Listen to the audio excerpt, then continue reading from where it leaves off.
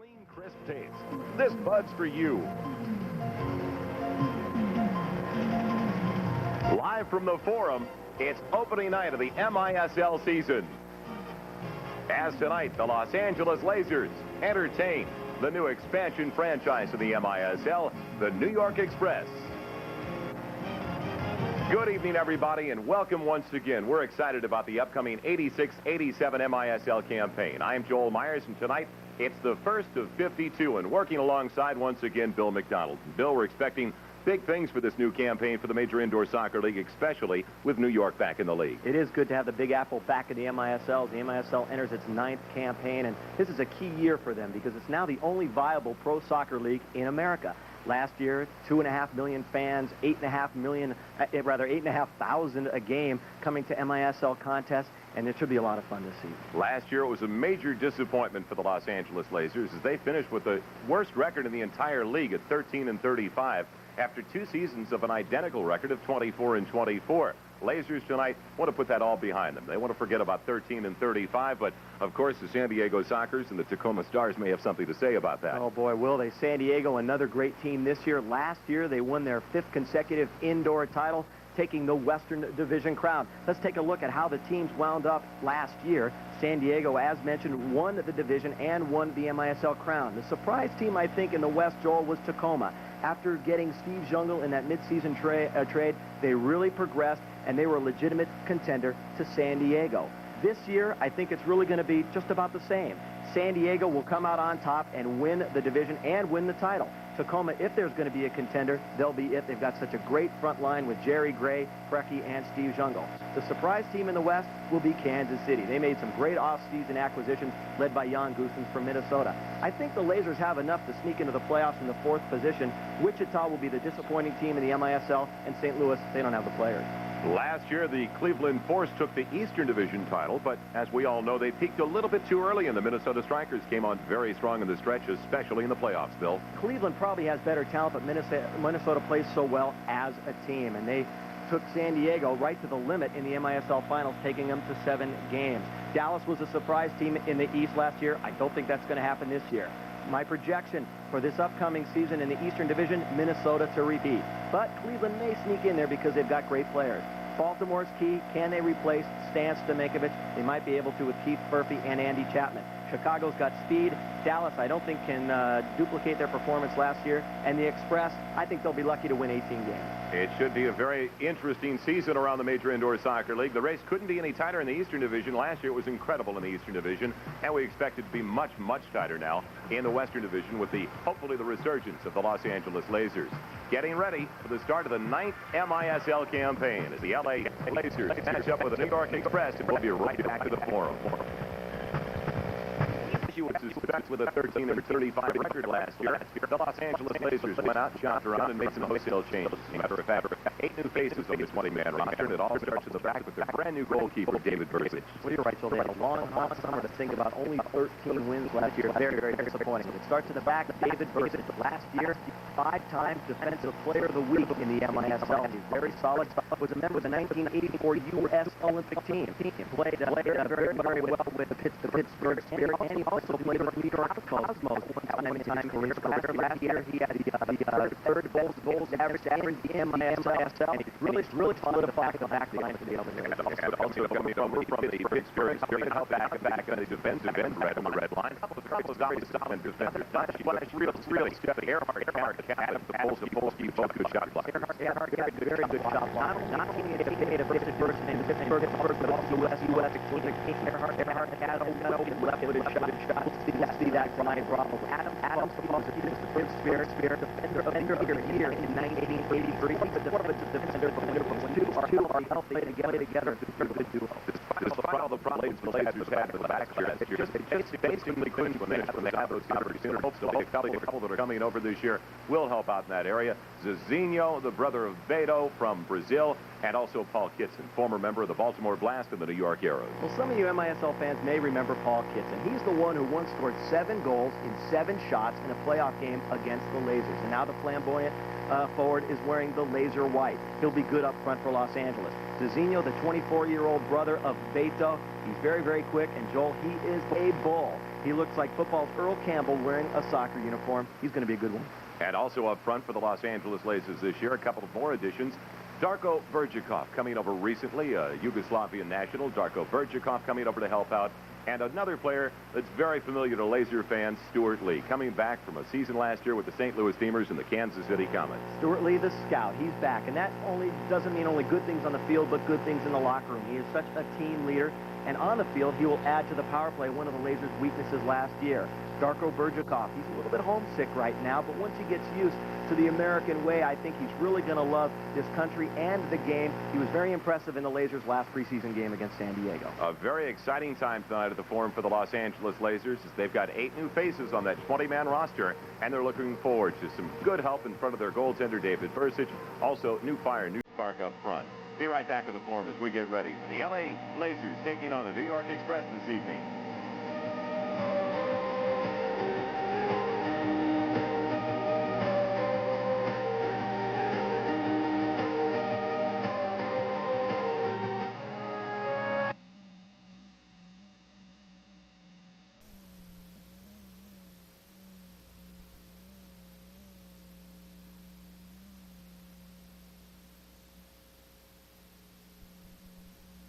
Ready to kick off their 86-87 season, taking on the new expansion franchise, the New York Express. And welcome back once again, everybody. I'm Joel Myers alongside Bill McDonald. And Bill, Nassau Coliseum, dark for the last couple of years. The New York Arrows have not been in the league for the last 2 campaigns. Good to have a team back in the Coliseum on the island. Oh, that it is. We were mentioning the media exposure now that the MISO will get with the team back in New York, and they've also moved their offices from Chicago back to the Big Apple and on the island. Now, the Express, they've signed a couple of great players and marquee players in the MISL, Shep Messing and Ricky Davis. In fact, Shep really signed himself because along with Stan Henry, he's president of the New York Express. He was the first player ever taken in the MISL 9 years ago. And Ricky Davis, probably the biggest name in American soccer over the last 10 years. Shep Messing and Ricky Davis, a couple of big stars, prominent stars in American soccer, leading things for the New York Express. And behind the bench now, the coach for the New York Express. He's not a surprise by any means. Former coach of the Buffalo Stallions, also the New York Cosmos, a very successful coach with the New York Cosmos, Ray Klevecka, Bill. Oh, he's a very interesting guy, and he likes to play run and gun soccer. But boy, does he have a chore in store for himself this year, getting together this Express team. I got a chance to talk to him a little earlier, asked him about the problems of putting together an expansion team. Well, the 21 players, and they're introduced for the first time. So in a preseason game against Baltimore, it took us 4.5 minutes to make a line change, and all I did behind the bench was laugh.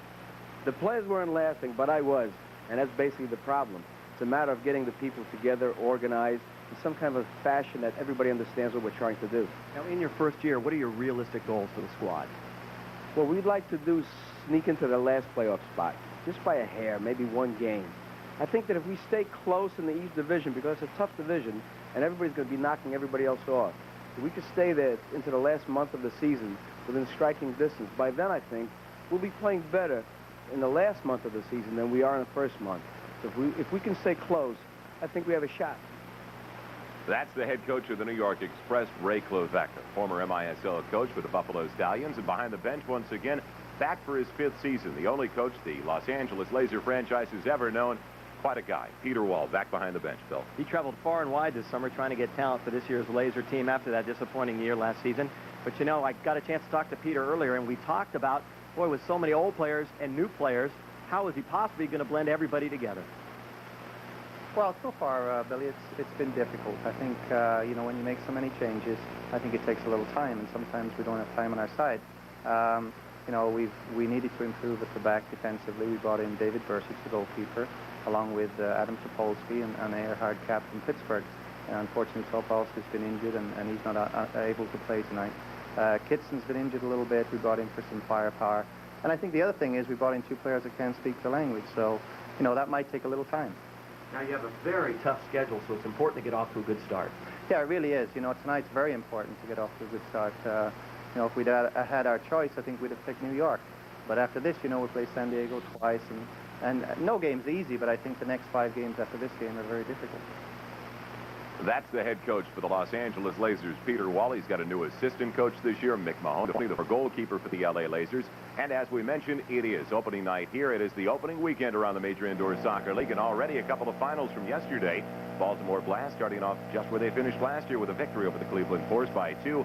And the Dallas Sidekicks at home, doubling the output of the Chicago Sting. And besides the Lazers matchup with the New York Express tonight at the Forum, it's the Kansas City Comets taking on the St. Louis Steamers. The first contest for both of those two squads tonight at the arena in St. Louis.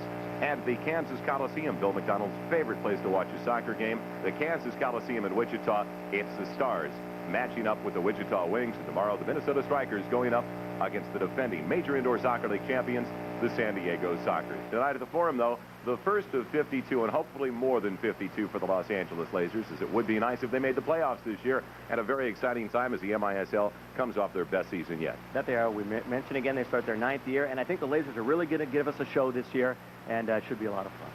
It should be an interesting one, possibly a high-scoring affair tonight at the Forum, as the Los Angeles Lazers match up with the New York Express, the franchise, the expansion franchise in the MISL this year. And that does it for the Lazers warm-up show. Be right back to the Forum, the site of the MISL All-Star Game this year.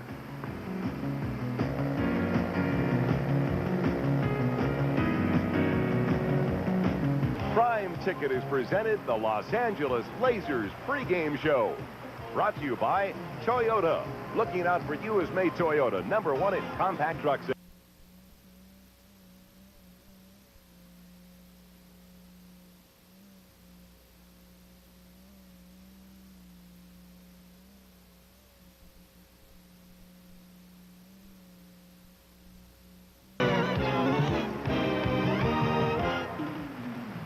Prime Ticket presents the Los Angeles Lazers.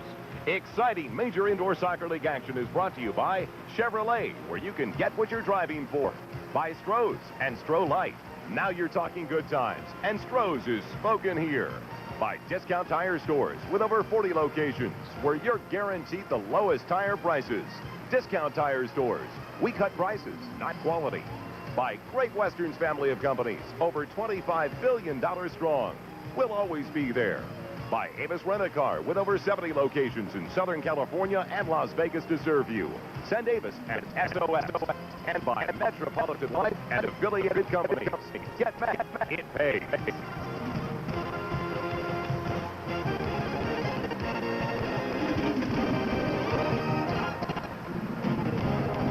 Live from the Forum, Prime Ticket presents the season premiere of exciting Los Angeles Lazers indoor soccer action. And tonight, the Lazers play host to the league's newest entry, the New York Express. Welcome back to the Forum, everybody. I'm Joel Myers alongside Bill McDonald, and we talked about it, the pregame show. If you're just joining us, a completely different-looking squad this year for the Los Angeles Lazers. 8 new faces, 8 new impact players, hopefully, for the Lazers, Bill. Lazers have a lot of holes to fill, and I think they did it, Joel. Defensively, they got David Bursic in goal. They've got Earhart Cap defensively, along with Adam Popolski. Up front, they really didn't score a lot of goals last year, and hopefully Paul Kitson will be the catalyst in that department. You bring up a good point, because that was probably the biggest problem for the Los Angeles Lazers last year, finishing. And Paul Kitson, a veteran, he knows how to finish up front. They're hoping for big things from Beto's brothers, Zizinho, the 24-year-old out of Brazil, but also all the veterans, Poli Garcia, Willie Milano, Beto himself. I think they're all going to have big years. Just about ready for the player introductions. Let's head over now and check in with the P announcer at the Forum, Dennis Packers. We get ready to meet the Los Angeles Lazers and the New York Express. Now, ladies and gentlemen, let's meet the Lazers' opponents this evening, the New York Express. Defender number 5, John Henlon. Midfielder number 6, Michael Collins. Forward number 7, Santiago Pesa.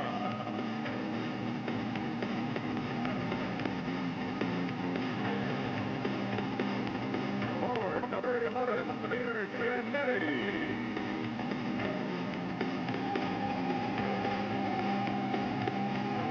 Midfielder number 14, Gustavo Pedro.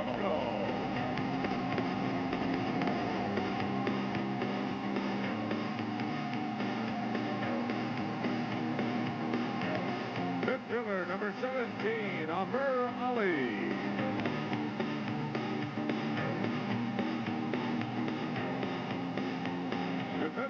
22, Marcello Pereira.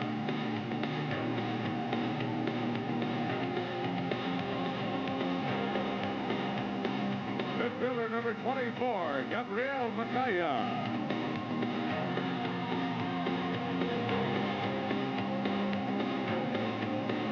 Goalkeeper number 31, Gilbert Brickenmeyer. Now the Express starting lineup. The goalkeeper, number 1, Shep Messing.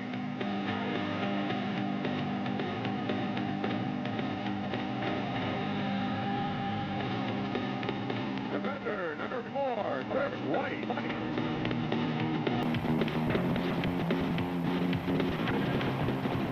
Defender, number 8, Luis Alberto. Number 9, Ricky Davis.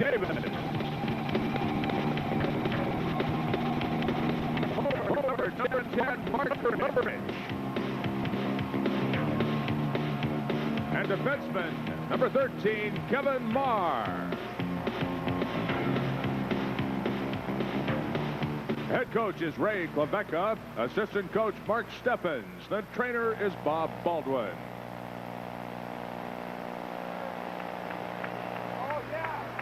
Now coming out on the turf, the Laser Girls.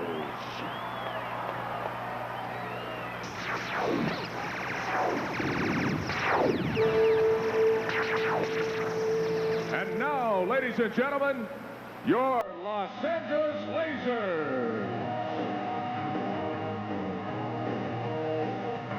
Lasers newest defender after playing for 3 solid years with the Pittsburgh Spirit. From the United States, number 3, Earhart Cap.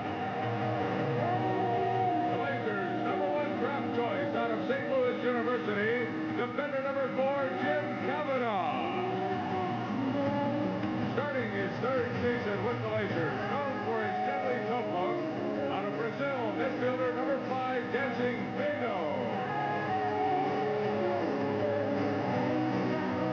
Joining the Lasers for his first MISL season, lightning quick forward from Brazil, Beto's older brother, number 8, Cezinho.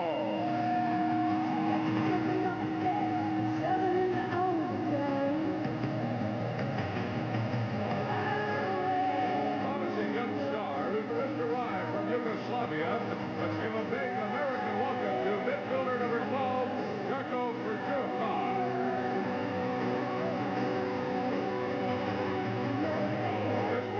Scored 7 goals on 7 shots against the Lasers.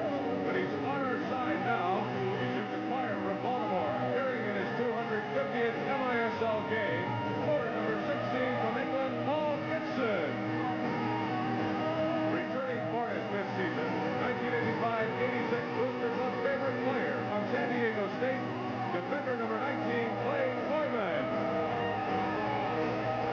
One of the original Lasers holds Lasers record for game-winning goals. Powerful forward from Colombia, number 20, Willie Milano. Just acquired from Tacoma Stars, the fearless goalkeeper from Canada, number 24, John Barrera. And now the starting lineup. Starting his 2nd season with the Lasers, Mr. Hustle from the United States, defender number 10, George Fernandez. Returning for his 5th season, the Lasers' all-time leading scorer and last year's Budweiser MVP, number 11, Paulie Garcia. Returning to the Lasers from Kansas City, Lasers 1984-85 top scorer. Let's welcome back the scout forward number 14, Stuart Lady. Lasers team record holder for most consecutive games played out of Canada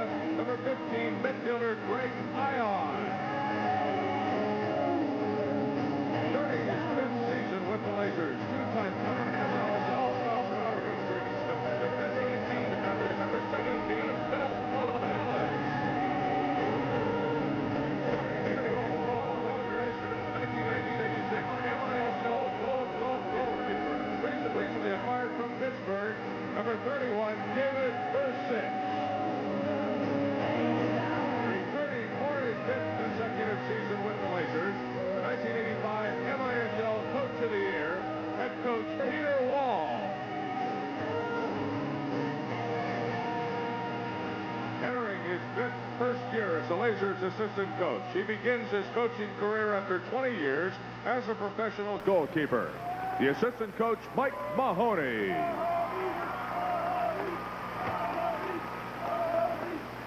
And now, ladies and gentlemen, in honor of America, will you please rise for the singing of America the Beautiful by Mr. Frank Mahoney.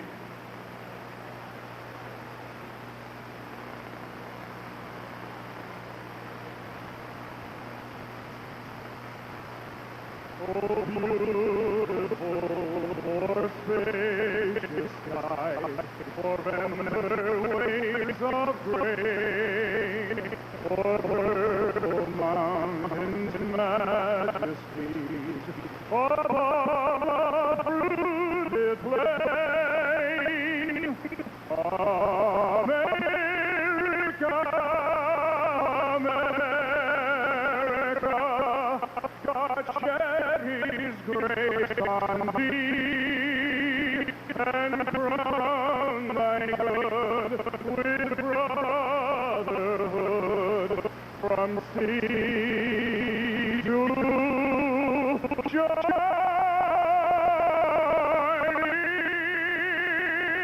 sea.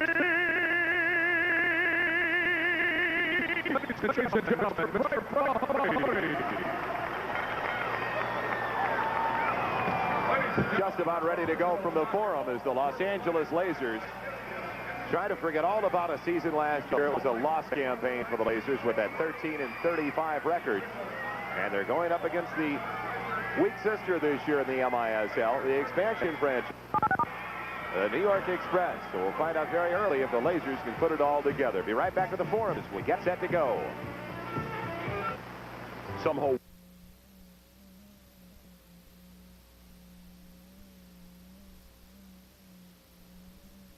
We're coming your way live from the Forum as the Los Angeles Lazers get ready to kick off their 1986-87 campaign. The officials for tonight's season opener, the Lazers and the New York Express. Working the floor tonight, Marty Templin, the middle and senior referee, Kelly Mock on your right, and in the box, Majib Abatalibi. Tonight's referees for the season opener, MISL 86-87. In goal for the New York Express, their president, if you will, Shep Messing. He hasn't played goal since 1985, but he's in the nets tonight. He had a bad preseason, was 0-2 with the goals against average well over 7. In fact, Hubert Birkenmeyer, his backup, had a much better season, but Shep will be in goal tonight. And the newest Lazer, one of the new Lazers, David Persich, 5 times a Defensive Player of the Week. Last year in the MISL, Persich acquired from Pittsburgh. Last year, 21-22, goals against 3.77. He'll be in the nets tonight and for the most of the campaign.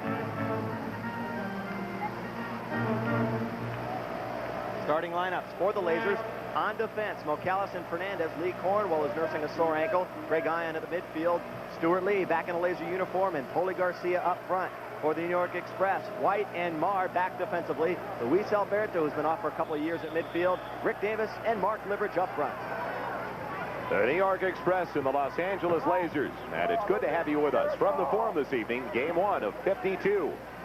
Chris White has never played indoor soccer. He sends it up. Ricky Davis has plenty of experience, and so does Liveridge. And what a save by Persich to get things underway and get the goalie involved very early, whether David Persich liked it or not. And that's a very important save for David Persich because he struggled through the entire preseason, and he needs to build on his confidence early in tonight's game. Early dangerous corner kick coming up. Out to the top, it's blocked away by Mocallis off the left foot of Liveridge. And when you talk about David Persich having his problems during the preseason, he made some spectacular saves, some incredible saves. But if there was a knock against David Persich, and a small one at that because he was the best goalie last year, they said he may have gone down a little bit too early. You saw him go down right there, and the way to beat Persich is to go upstairs over his shoulder. You'll notice he makes a lot of spectacular saves. If he can learn to stand up, he'll be the best. Stuart Lee pulled down by Ricky Davis out of Damien High School right here in Southern California. Ricky Davis, after playing the last 3 seasons with the St. Louis Steamers, just signed a new contract with the New York Express as a free agent. Signing Davis to a 3-year contract.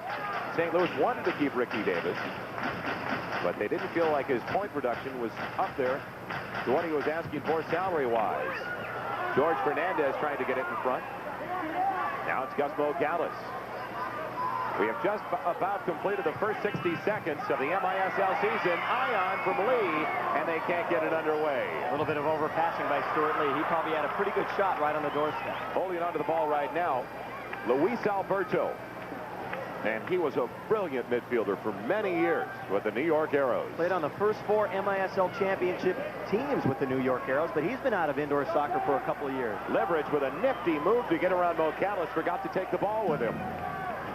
Back on the red line, Fernandez, along with Gus Callis. A number of injured players out. We'll get to that in just a couple of seconds. For the Lazers, it's Beto. Scooper picked up by Shep Messing.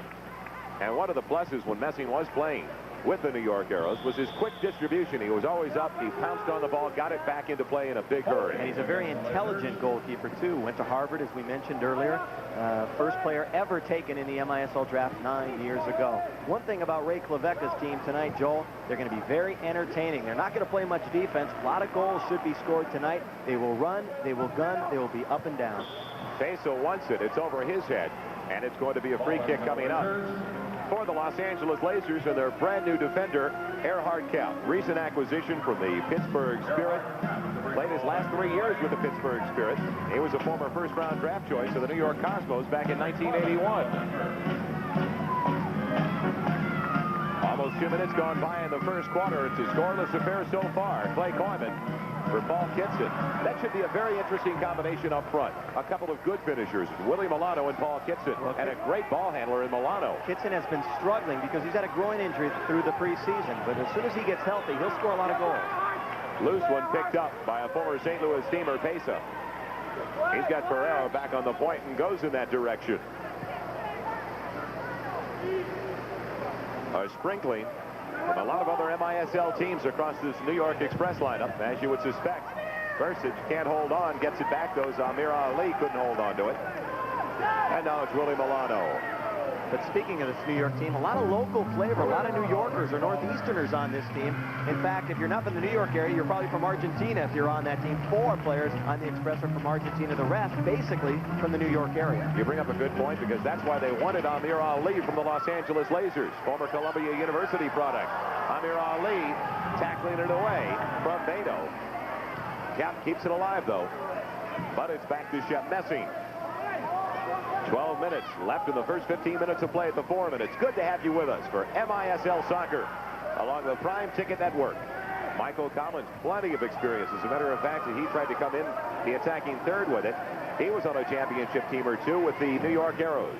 New York's strength is not bringing the ball out of the back defensively. They'll have to steal it in the neutral third and start breaks, 3-on-2, 4-on-3, and the like. They don't have good defenders coming forward. That might hurt them. Pesa, good goal scorer with the St. Louis Steamers, is checked off the ball by Clay Coyman. And we may see a great deal of advancement this year from Clay Coyman. In talking to the Laser coaches, Peter Wall and Mick Mahoney, he has really developed during the offseason and really was one of the workaholics during the offseason. And talking about Clay Coyman, he's always had the physical ability. Now if he can just settle down and mature for the Lasers, he will be an excellent defender. Luis Alberto already back on the floor with Mark Leverage. As we're looking for our first goal of the contest, Chris White, 25-year-old from Britain, who has never played indoor soccer, has it. Doesn't look like it's bothering him so far. Good chance, as Chris White did that basically on his own. It was interesting how New York picked up on Chris White. About a year ago, before the Express was even a legitimate MISL team, they played 4 international matches and one against the team Arsenal. New York won the game 7-5. Saved by Messi. Giveaway in the New York third, and the Lasers almost capitalized. Back to business sort of quickly. New York won the game 7-5, but Messi was so impressed by White that he signed it. It's out of play off the foot of Gus Callis. So the first chance of the contest going to Gus Callis and the Lasers. And Shep Messing coming up big on the last series. Good chance for the Lasers here with 26 to play. Gus Callis takes the crossing, and Messing showing good position that time. And Zizino still not used to the indoor soccer rebound. He's right on the doorstep. Good opportunity to put it by the falling goalkeeper, but it just went astray. Alberto through pass, going up the right side, looking for Marr, Kevin Marr. Now it's Leverage. He has plenty of experience. Another former New York hero.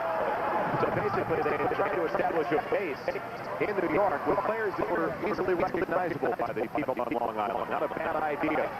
Stuart Lee, good to see him back in the Lazers uniform. 4-on-2 play for the Lazers. Great eye. Blocked in front by White.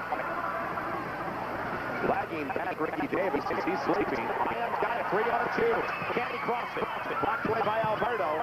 They're not front there. It was Barr clearing it away. And Lee will keep it in. Stuart Lee, they're hoping that he is the finisher that they were missing last year. When we talk about finishers, we're talking about players that know how to finish off a play right in front of the goal. Whether it's a garbage goal or not, just know how to score. That was one of the knocks on Amir Ali, and that's why he's now with New York and not with the Lazers. Amir Ali always looked great running through the midfield area and always looked good until he got close to the goal. Then usually lost possession of the ball. It's scoreless with exactly 9-10 left in the first quarter. Ferrero with the ball for the New York Express. Lazers with the better of the opportunities thus far. Good move by Michael Collins to try to pull away from Garcia. And a goal in front, Pesa. So the first goal of the contest going to the New York Express with 8:56 left in the first. Bursic didn't get much help out in front. That was a great ball by Collins off the board. He plays this perfectly. Watch the defense. Fernandez will let the man get between him and the goal. That's a no-no, and Pesa, who's played very well for St. Louis over the last couple of years. Good acquisition by New York. Puts in the first goals for the franchise, and the first goal of this year in New York on top. 8:56 to play first period. 1-0 Express.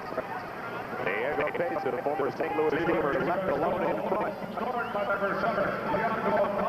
It comes from Michael Collins on the assist. Collins did it all when he tried to spin away from Paulie Garcia, and it really developed basically as a red line when he put a nifty move on Paulie Garcia to get the ball into the corner. Those are tough passes because every arena is different. Boards on the arena, and that was a perfect geometry ball, if you will, right on the doorstep. And once again, I mentioned the lack of defense by Fernandez as he let Pesa get right between him and the goal, and an easy one for the takeaway. Beto's got it.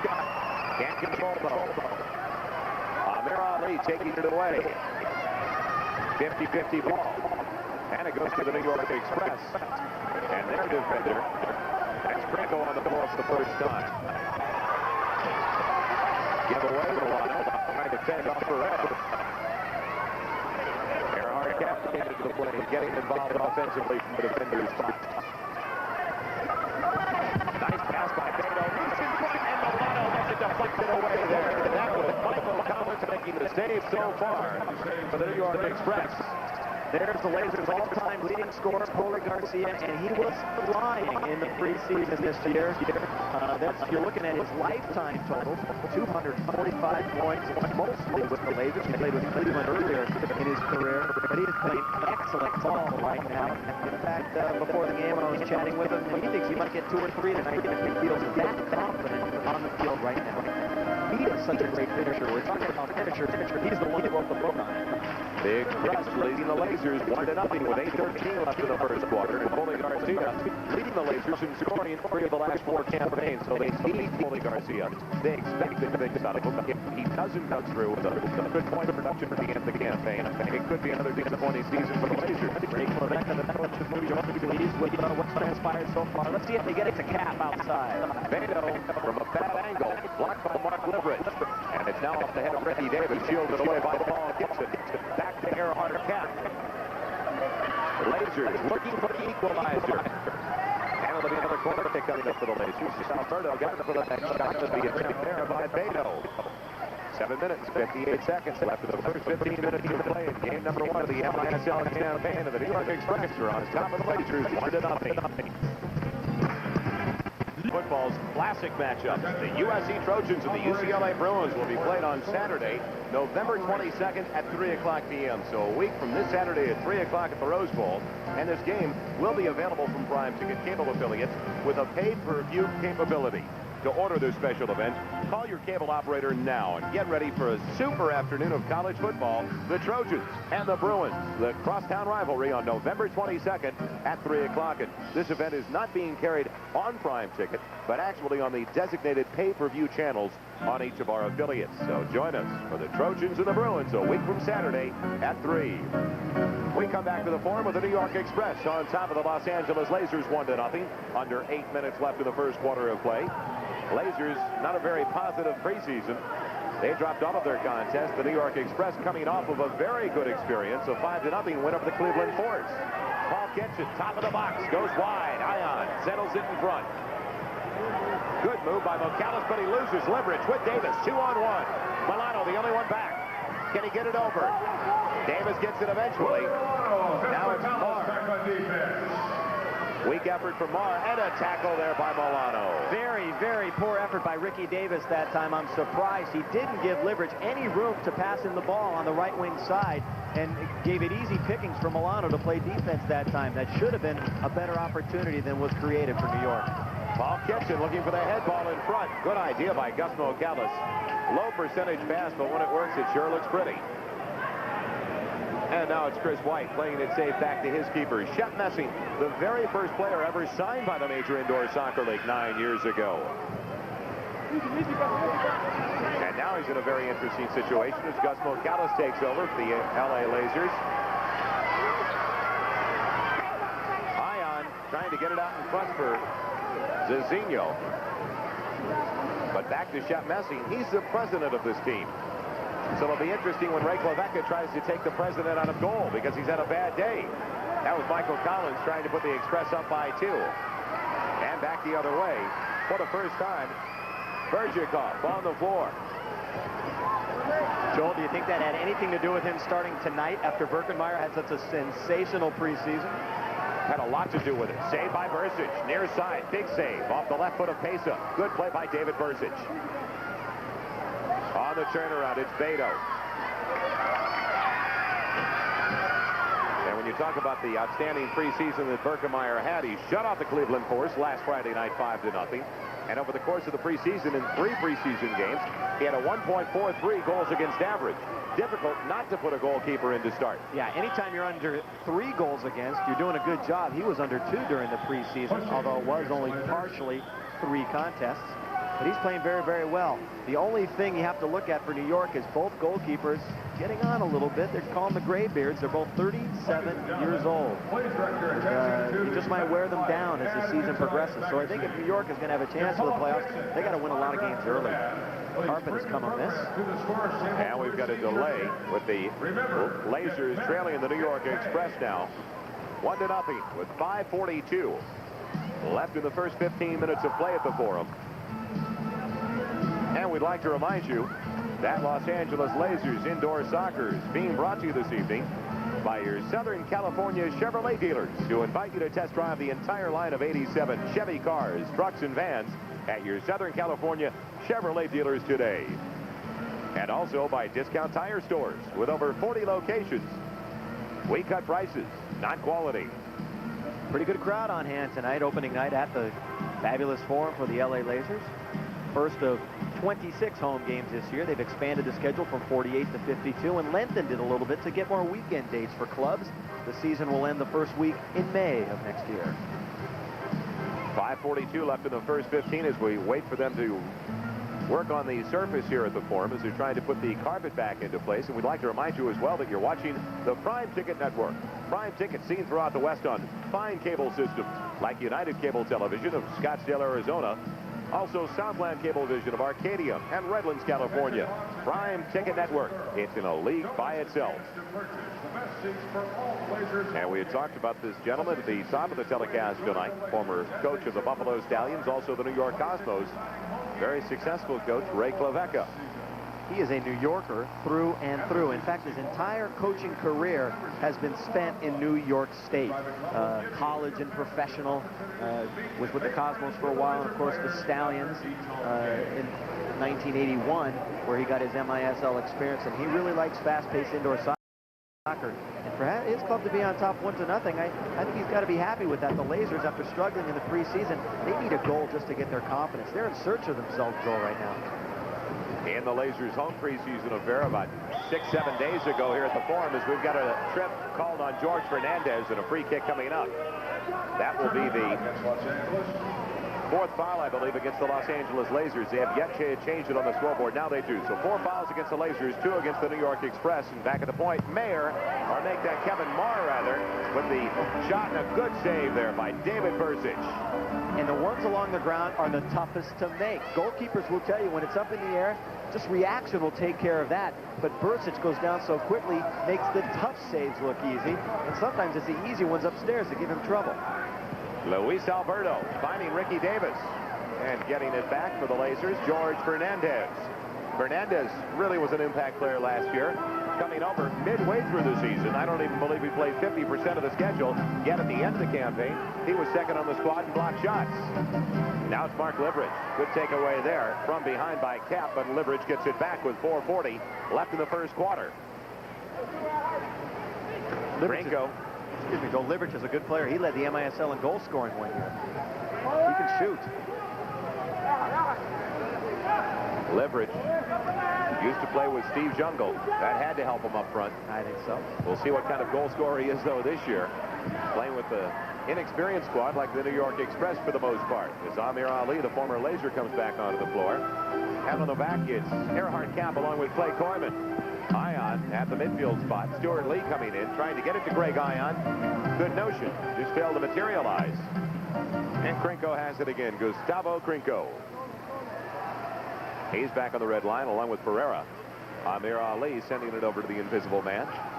Collins gets to it anyway. And the Express on top still after scoring that goal with 8:56 left in the first quarter. Pesa got the goal, the assist of Michael Collins. Lazers still looking for their first goal of the 86-87 season. And of course, that was your problem last year, finishing off the plays that started. McAllis from Milano. Collins marking him out of the play. McAllis gets it back, has Milano wide open in front, and he blows the opportunity.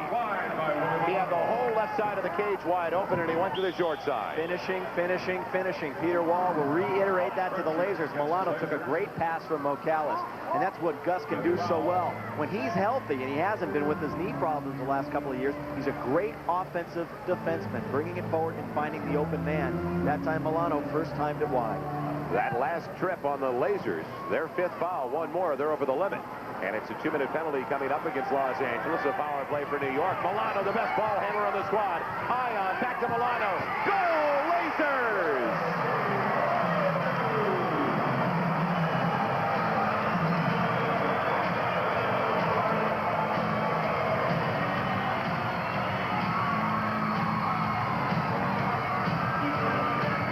Pretend for a minute that Milano is Magic Johnson, because this is exactly what he does. He runs the fast break, lays it off to the open man Ion, give and go back to Milano. Look how far Messing is out of position. He's way over at the other point, and Milano, in his 6th season with the Lazers, scores the first goal of the campaign for Los Angeles. 1-1, 2:57 in the first. It's the equalizer. We'll be right back to the Forum. It's a new ball game for the Lazers.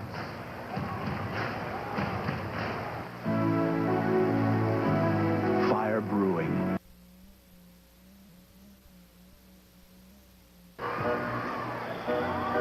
Willie Milano gets the equalizer just before we broke away. And Bill, I think it's only fitting that Milano gets the first goal of the year for the Los Angeles Lazers, as I predict it will be an outstanding campaign. I have a feeling that Willie Milano will be the leading goal scorer and point producer for the Lazers this year. He may very well be. He's got to learn how to pass to his teammates, not control the ball as much, and he'll be something else.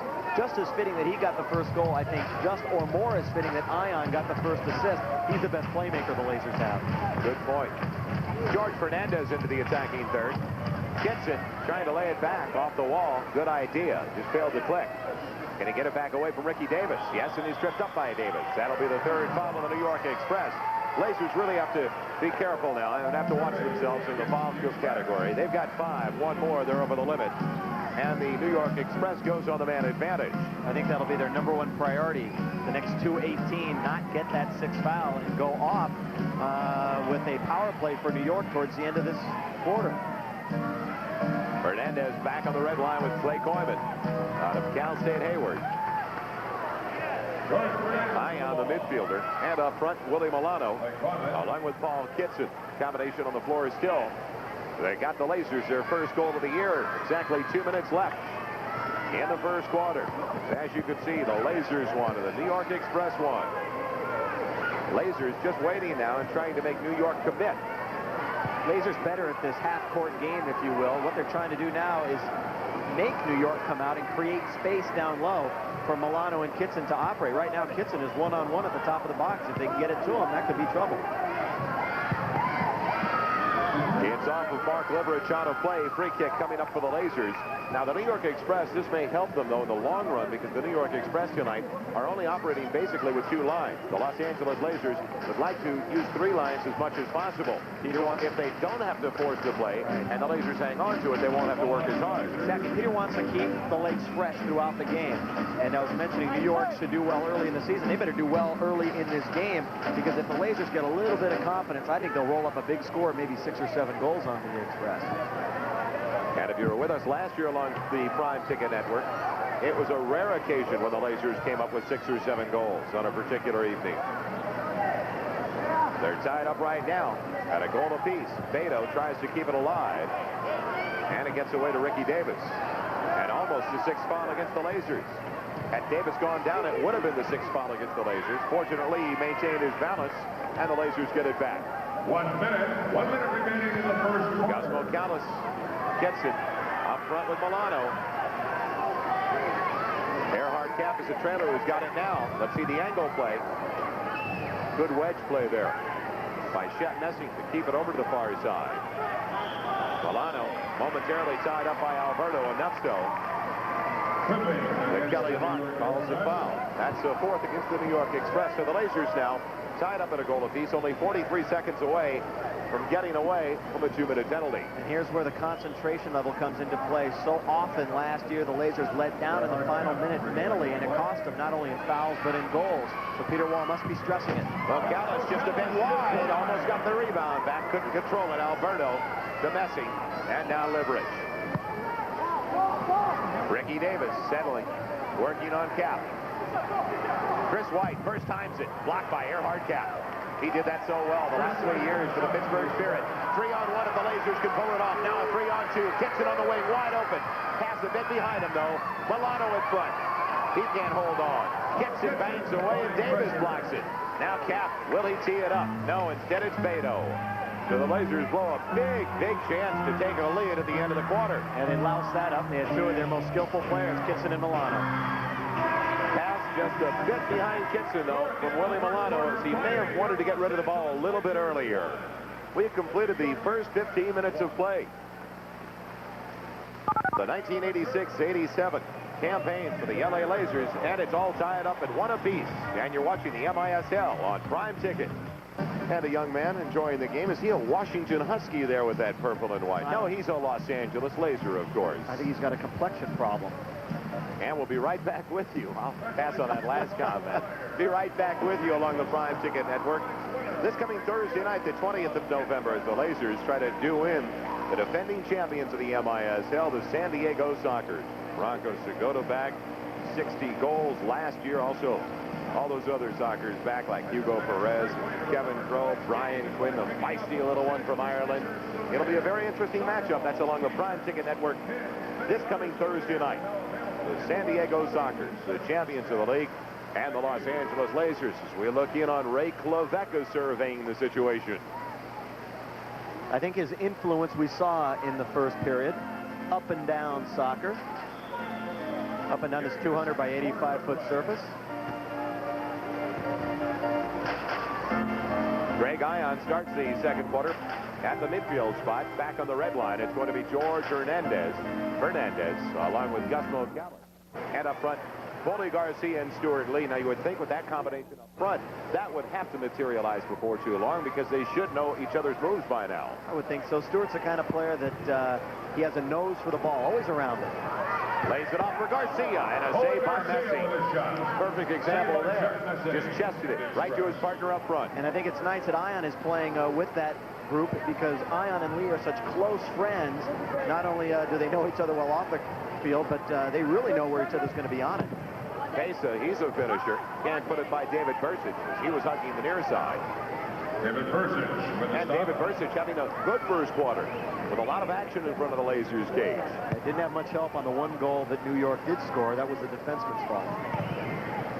The Lazers and the Express tied up at a goal apiece. And of course, all the Lazers fans hoping they see more offensive output from the Lazers. Defense definitely a problem last year, but it wouldn't have been such a glaring weakness had the strikers up front been able to finish off what they started. That was a great play by Ion to Garcia. Now it's Fernandez keeping it in. They look like they have more design. They look like they know what they want to do, and Lee's in front. Can he chip it away? No, he can't get it over. Chip Messi just failed to pull the trigger there. Oh, the veteran trying to trick Messing out, and he was going to try to chip it over, but he couldn't get control. Watch Poli Garcia next time he's around the ball. He's going to pull the trigger quickly this year. Franco in front. On there, Ali. Blocked there by Fernandez. And Gus Mocallis clears it out. Good sliding play by Mocallis to get it to Kitson. Already in the early going, Bill, you can see the Lazers look like they have more of a design, more of a purpose up front. I think so, and I think it's just going to get better as the season progresses because of the new players. Berchikov, Zizinho, they don't know what this indoor soccer is all about yet, and when they do, look out. Milano banging away.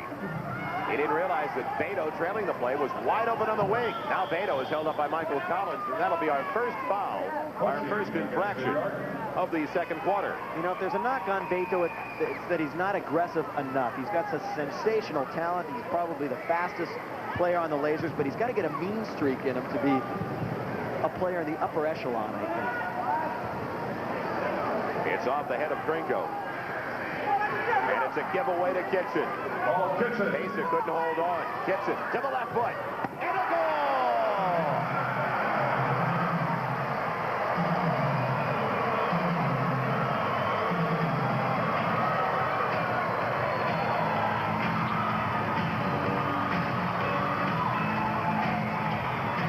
It looked like Shep Messi may have been screened by his defender, Chris White. This is why the Lazers got Paul Kitson. Look at the acceleration across the top, and with either foot, that time with the left, and Messing never had a chance. And Kitson, who was shut out in the preseason, picks an opportune time to score his first, the opener, and that one was into the net. Bing, it was there. He really got off of his foot quickly, and time again, as we mentioned, the best players in the MISL, they shoot quickly, and that time, Kitson did just that. 2-1, Lazers, 12:24 to play in the first half. And too often last year we saw the Lazers try to come up with the perfect play. Always try to get it very close to the goal mouth. There was a good example of Kitson just firing away. So this game is just opportunities. That's all indoor soccer is. The more opportunities, the more will go in the goal. It's just a matter of fact. Gap keeps it in. He's bounced there by Kevin Marr. And it's another foul against the New York Express, their second. With 12:07 left in the first half, of the Los Angeles Lazers with their first lead in the contest now by a goal. Paul Kitson will have that goal. Tries to get to the point and does so to Beto. Beautiful move by Beto. Tried to get to Milano. Taken away, and now a break for Ricky Davis. If the pass isn't too far in front. Davis at a bad angle in front, trailing the play. It's wide. That was Kevin Marr, the defender, and he looked like a defender taking that shot. Well, that shows the weakness of New York. They do not have any defenders that can score goals. And Ricky Davis, he's not the kind of a player that can do it all by himself. He needs help. Another attack for New York. Alberto in front, and a goal! With Mark Leverage in the back of the net, Luis Alberto ties things up for the New York Express after a melee in front of David Bursic. That was let's everybody push forward and see what happens that time.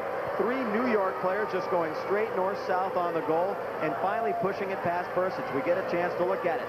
Leverage rather, now on the left side, and it's a great pass off the wall. But look, you're right, there is a mix-up right out in front, and Bursic, he went down. If he didn't go down in that case, he would have been up to make the save, but he went down to the turf, and he got burned. And Liverich almost took the legs out of Clay Coyman, out from underneath Clay Coyman, and he really assisted. He got the assist on the goal, but he even gave more of an assist when he almost stumbled and took down Clay Coyman, who was going after Alberto. And the Lazers have been dominating over the last 5 or 6 minutes. In fact, that's the first express shot in the last 5 minutes, and they score to make it 2-2, 11.5 to play in the half. Zizinho trying to spin at the top of the box. His shot's deflected wide by Pereira. Another chance in front. That was George Fernandez getting off the boomer. And he settles it back to Gus Mocallis. 11-10 left in the first half. Plenty of action for the Los Angeles Lazers. And a wide open Greg Ion. But he can't control in front of Messi. I think you can control, talk about the pace now as controlled garbage time. It's really the pace that we're at right now, a very frantic one. Very loose. Verchikov. In only his second game with the Lazers, actually his third. He got very little time, though, in the preseason game here at the Forum. He did play a little bit more in the final preseason game against the San Diego Sockers. So when talking with Peter Wall before the contest, he says, I've got to get him in there. I've got to get him some experience to give him an idea what it's all about. So he wasn't going to wait with Verchikov. He was going to throw him right in, and he's on the floor right now with Zizinho, Ion, Mocallis, and George Fernandez. Zizinho with Ion. And a great playmaker from the back, Gus Mocallis. If the Lazers were ever hurt at the midfield spot, Mocallis could fill that bill as well. Now it's Fernandez. Good one in front. Verchikov lays it off. That was a good idea. Now Ion. He's got Zizinho, and a save by Messi. Another shot. Loose in front, Ion. Blocked in front by Ali. And coming away, it's Grinko. 3-on-2 now for the New York Express. They can't capitalize. Fernandez on the hard tackle away from Grinko. Pesa, he gets it back, and it's Chris White. Chris White looks like he may have the honor this year as one of the tallest players in the MISL. Anytime you're over about 6 feet 6'1", you're a giant. Foul against the Lazers. That is their first. Stuart Lee pulling down Pesa, and actually that is their second. So it's all even now. 2 fouls apiece. And there's the last sequence for the Lazers when they just couldn't capitalize in front. Shep quelling the storm. Nice move by Zizinho off of a good start by Verchikov moments earlier. Then Ion found himself on the doorstep. But New York getting behind the ball well in front of their goalkeeper thwarted the effort. In the corner, Michael Collins. And it's going to be a free kick coming up. A restart for the Los Angeles Lazers. 9:13 left in the first half. And there's the coach of the year a couple of seasons ago in the MISL, Peter Wall. And next to him, his new assistant coach, Mick Mahoney, who hung up the uniform last year. Peter, talk about an up-and-down career. Peter had high expectations last season when they won just 13. This year, if he looks weary, that's because he is. He spent a very busy summer getting things together. Shots and goals. This shows the equal way that this game has been played so far. Good chances for both sides. Yeah. Stuart Lee trying to give the Lazers a lead, and it's deflected out of play by Kevin Marr. And they'll say it'll be a goal kick, although it looked like it was deflected. And there's the former Lazer back in the Lazers uniform now, Stuart Lee. And as a matter of fact, he still holds the record for most goals scored in a season with 42. The scout, as his teammates call him. He spent some time in Kansas City and in St. Louis. He was happy when he got to the arena tonight because he got his old number 14 back. He didn't have it during the preseason. That was a surprise for him. And he said, hey, I've got it back. I'm going to play good tonight.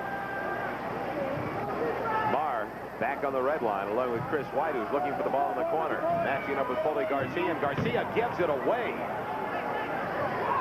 Late mistake by Garcia, but he gets a break and help from his keeper. And now it's Lee on the counter with Beto. Garcia all alone on the wing. In front, and almost put in by Luis Alberto. Great presence, though, by Alberto to know exactly where he was in front of the goal. Oh, yeah, and Messing was way out of position that time. It's going to take Shep a while to get back into his old indoor soccer ways. He was one of the best when he left the game. He was. He was an outstanding keeper outdoor as well with the New York Cosmos for many years. And he gave up this to go back down there. He's been a TV commentator for the last couple of years. Clay Coyman on the attack for the Lazers. Stuart Lee trying to control in front. Poked away from behind. Good play by Marr. And with 7:55 left in the first half, it's New York. And Mark Liverich. Willie Rapping. He tried to, and he was squeezed out of the play nicely by Clay Coyman. On the reverse, Willie Milano. Good angle pass. Barrera almost gave it away in front of his own goal. Now it's a takeaway by Cap. Wally Garcia will keep it alive. Along the pressure there with Michael Collins. I cannot imagine this energy level lasting for the entire ball game. I think somewhere maybe at the start of the second half, these two teams will control it down a little bit. But then again, this is the way Quebec wants it played. And especially for the New York Express, they're only going with 2 lines for the most part tonight. When you don't have the talent, you get the other team in a running game where anything goes. And that's exactly what New York's doing to the Lazers. Looking for some breaks. It's Payson in the attacking zone. Collins going after the loose stuff. It's across. Ali couldn't control. Gets it back to Collins. And now it's simply cleared out. And it'll be a free kick coming up off the right foot of Paul Kitson. So when we come back, a restart for the New York Express. 6:48 left in the first half. And it's all tied up between the Lazers and the New York Express. Exciting Los Angeles Lazers soccer is being brought to you by Great Western's family of companies, over $25 billion strong. We'll always be there. And by Metropolitan Life and affiliated companies. Get Met, it pays. Welcome back to the Forum. I'm Joel Myers along with Bill McDonald. And I know that she's got Prime Ticket on her headphones right now listening to our telecast. It's an awfully long cable coming from her house to here. She's got a little dish. Couldn't you see it in her ribbon on top there? There it was. It's the Express 2, the Lazers 2. Under 7 minutes left in the first half of play. Takeaway, Koyman. Good sliding tackle. Kitson's got it. And an equally nice play by Krinko. And the New York Express have it back. Payson, who played, as a matter of fact, for the New York Arrows. So he's not a foreigner to the New York fans. They know of his exploits. And a giveaway by Greg Ion, and the Lazers get a big break right through the legs of Amir Ali. You know, the Express was smart when they built this team. In fact, they came right out and said it. We don't care if we win a lot of games. We just want to be entertaining and have a local flavor. That's the way you build fans at the beginning. And I think they might be right because it's failed there before. But with this new concept, who knows? It might be good for them. They've got a good base going right now as far as season tickets. Long shot off the mark by Erhard Kapp. And in talking with Greg Levecka before the start of tonight's contest, he said they could easily have about 10,000 in the building for their first 5 games. Advanced ticket sales are going that well. And it is so important for the MISL to be successful in New York, as it is here in L.A., too. Bases matching it up with Corman, and you're right. It's got to make it in the Big 3. For the MISL to be successful overall down the road, New York, Chicago, L.A. have to be successal franchises. It's off of Greg Ion, and it's a restart coming up. And there is the best playmaker from the midfield spot for the Los Angeles Lazers, Greg Ion. And yeah, he is a very talented individual who Peter Wall tinkered with putting him back on defense for this season because he can play back so very, very well. However, his tremendous passing skills warranted his return to the midfield area. 1 shot on goal this period for the Express, and it's a goal. Express ball. It's the Express and the Lazers deadlocked at 2 with 5:38 left in the first half, and a restart. Krinko trying to put it in front. Good idea for Davis. George Fernandez, though, staying at home. He's a steady defender, not the flashy sort. Lee tried to strip it away from White. Messing almost gave it away. White's got it back. And Luis Alberto. When you talk about stabilizing factors for the New York Express, the man with the ball right now, Luis Alberto, should be exactly that. I get the feeling the Express just bides time until this line of Davis, Liverich, and Alberto get out there. They're going to do the majority of the scoring, I believe, on this club. Davis trying to get it back. The only disappointment the St. Louis Steamers had with Ricky Davis was his point production. He was asking for a good amount of money, and he only had 55 points last year. Now it's Stuart Lee. He's got a wide open man in the corner, Zizinho, and he almost got his first goal as a member of the Lazers. That'll get Shep awake real quick again. Know what it's like to be back in the fire. Point blank by Zizinho. It's amazing how much Zizinho and Beto, his brother, resemble each other. All you have to do is look at the lower body, though, where Zizinho is much huskier. He's a horse. Put it nicely. A horse. Zizinho looking for someone in front. I don't think he was trying to shoot it from there. And it's an easy one for Shep Messing. And he made an interesting point about Rick Davis. St. Louis was not too thrilled about his point production. I mentioned earlier, he's not one of the kind of players in the MISL that does it alone, like a Stamenkovic was, or a Jungle, or a Segota. They can turn the game around individually and win a game just by themselves. Ricky Davis is sensational when he has support, and that's why I think he's going to do well with Liverich and Alberto on his side. That's a good, talented line. Bully Garcia rips away, and a save by Messing. But the old Shep Messing would have been able to grab that ball. He would have held onto it. There would have not been a rebound in front. Bursic looking for Bully Garcia. And a quick turnaround for the Lazers. Got Milano to the right side. Earhart Cap to the left. And Beto trailing the play. Beto to the left foot. And it's in! Off Earhart Cap, I believe. Lazers regain the lead 3-2.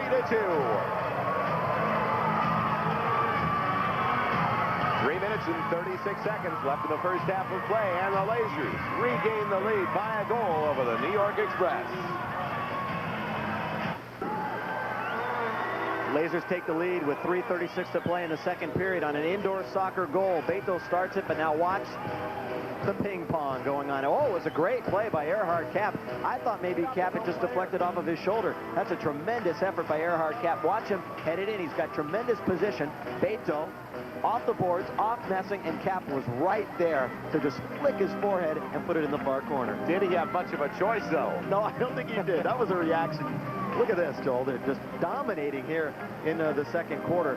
10 shots to 1. We mentioned again, the lone shot by the Express went behind Bursic. But as we know very well from last season, it doesn't make any difference how many shots you take. It's what you do with those shots. Well, if you get a lot of shots, eventually they'll go in. But you're right, the Lazers have had a lot of high-quality shots. And so far, they've been able to capitalize. New York Express put it back into play, trailing by a goal now. And one more thing about Cap's goal. What the heck is the defenseman doing on the doorstep anyway? Great play by Earhart. It shows that he's got a little offense on the mind, and that's what you need. Holding called against Earhart Cap, but you could tell very early in the contest, as we look at the former Pittsburgh Spirit, he likes to come up. He's got a big left foot. It almost reminds you of Dudek.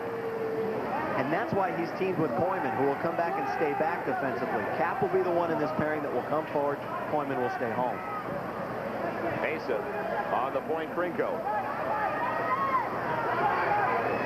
Out front for the Lazers, Milano and Garcia have to apply the pressure.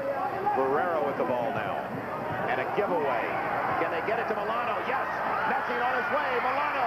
Yes, he's got an empty net. No goal!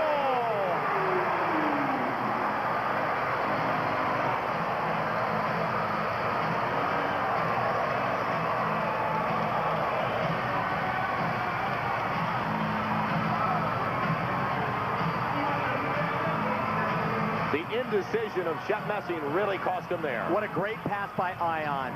This is a length of the field pass. The headman up to Milano. Bad decision by Messing. Very poor decision. Look, he's almost out to the red line. Milano, easy. Just made one move to the left and put it in. But watch how easily he does it. He knew that Messing was going to come out. And as the defender split, right down the alley, baby, and into the net, 4-2, and now the Lazers on a roll. Mesa had a big opportunity in front. He couldn't control it. Bursic pounces on it. Looks for the quick counterattack. Very poor decision by Messing that time. If you're all the way out at the red line, you've got to be darn sure that you're going to get the ball. That time, a very easy effort by Milano. Give all the credit on that goal to Greg Ion on the great outlet. The big problem, though, for Shep Messing, he started to come out, and then for some reason he hesitated at the top of the box. And he who hesitates is always basically burned. I think so. 2 goals in 32 seconds for the Lazers. And the Lazers have a 2-goal lead at 4-2. Mesa trying to cut it down to a 1-goal deficit. He's blocked there by Zizinho. With 2:15 left in the first half. And the Lazers are going to hate to see the half end, the way they're rolling right now. They've got things in gear. They've got the edge. There's no doubt about that. When you talk about momentum, it's going in the direction of the Los Angeles Lazers. They have had the better chances.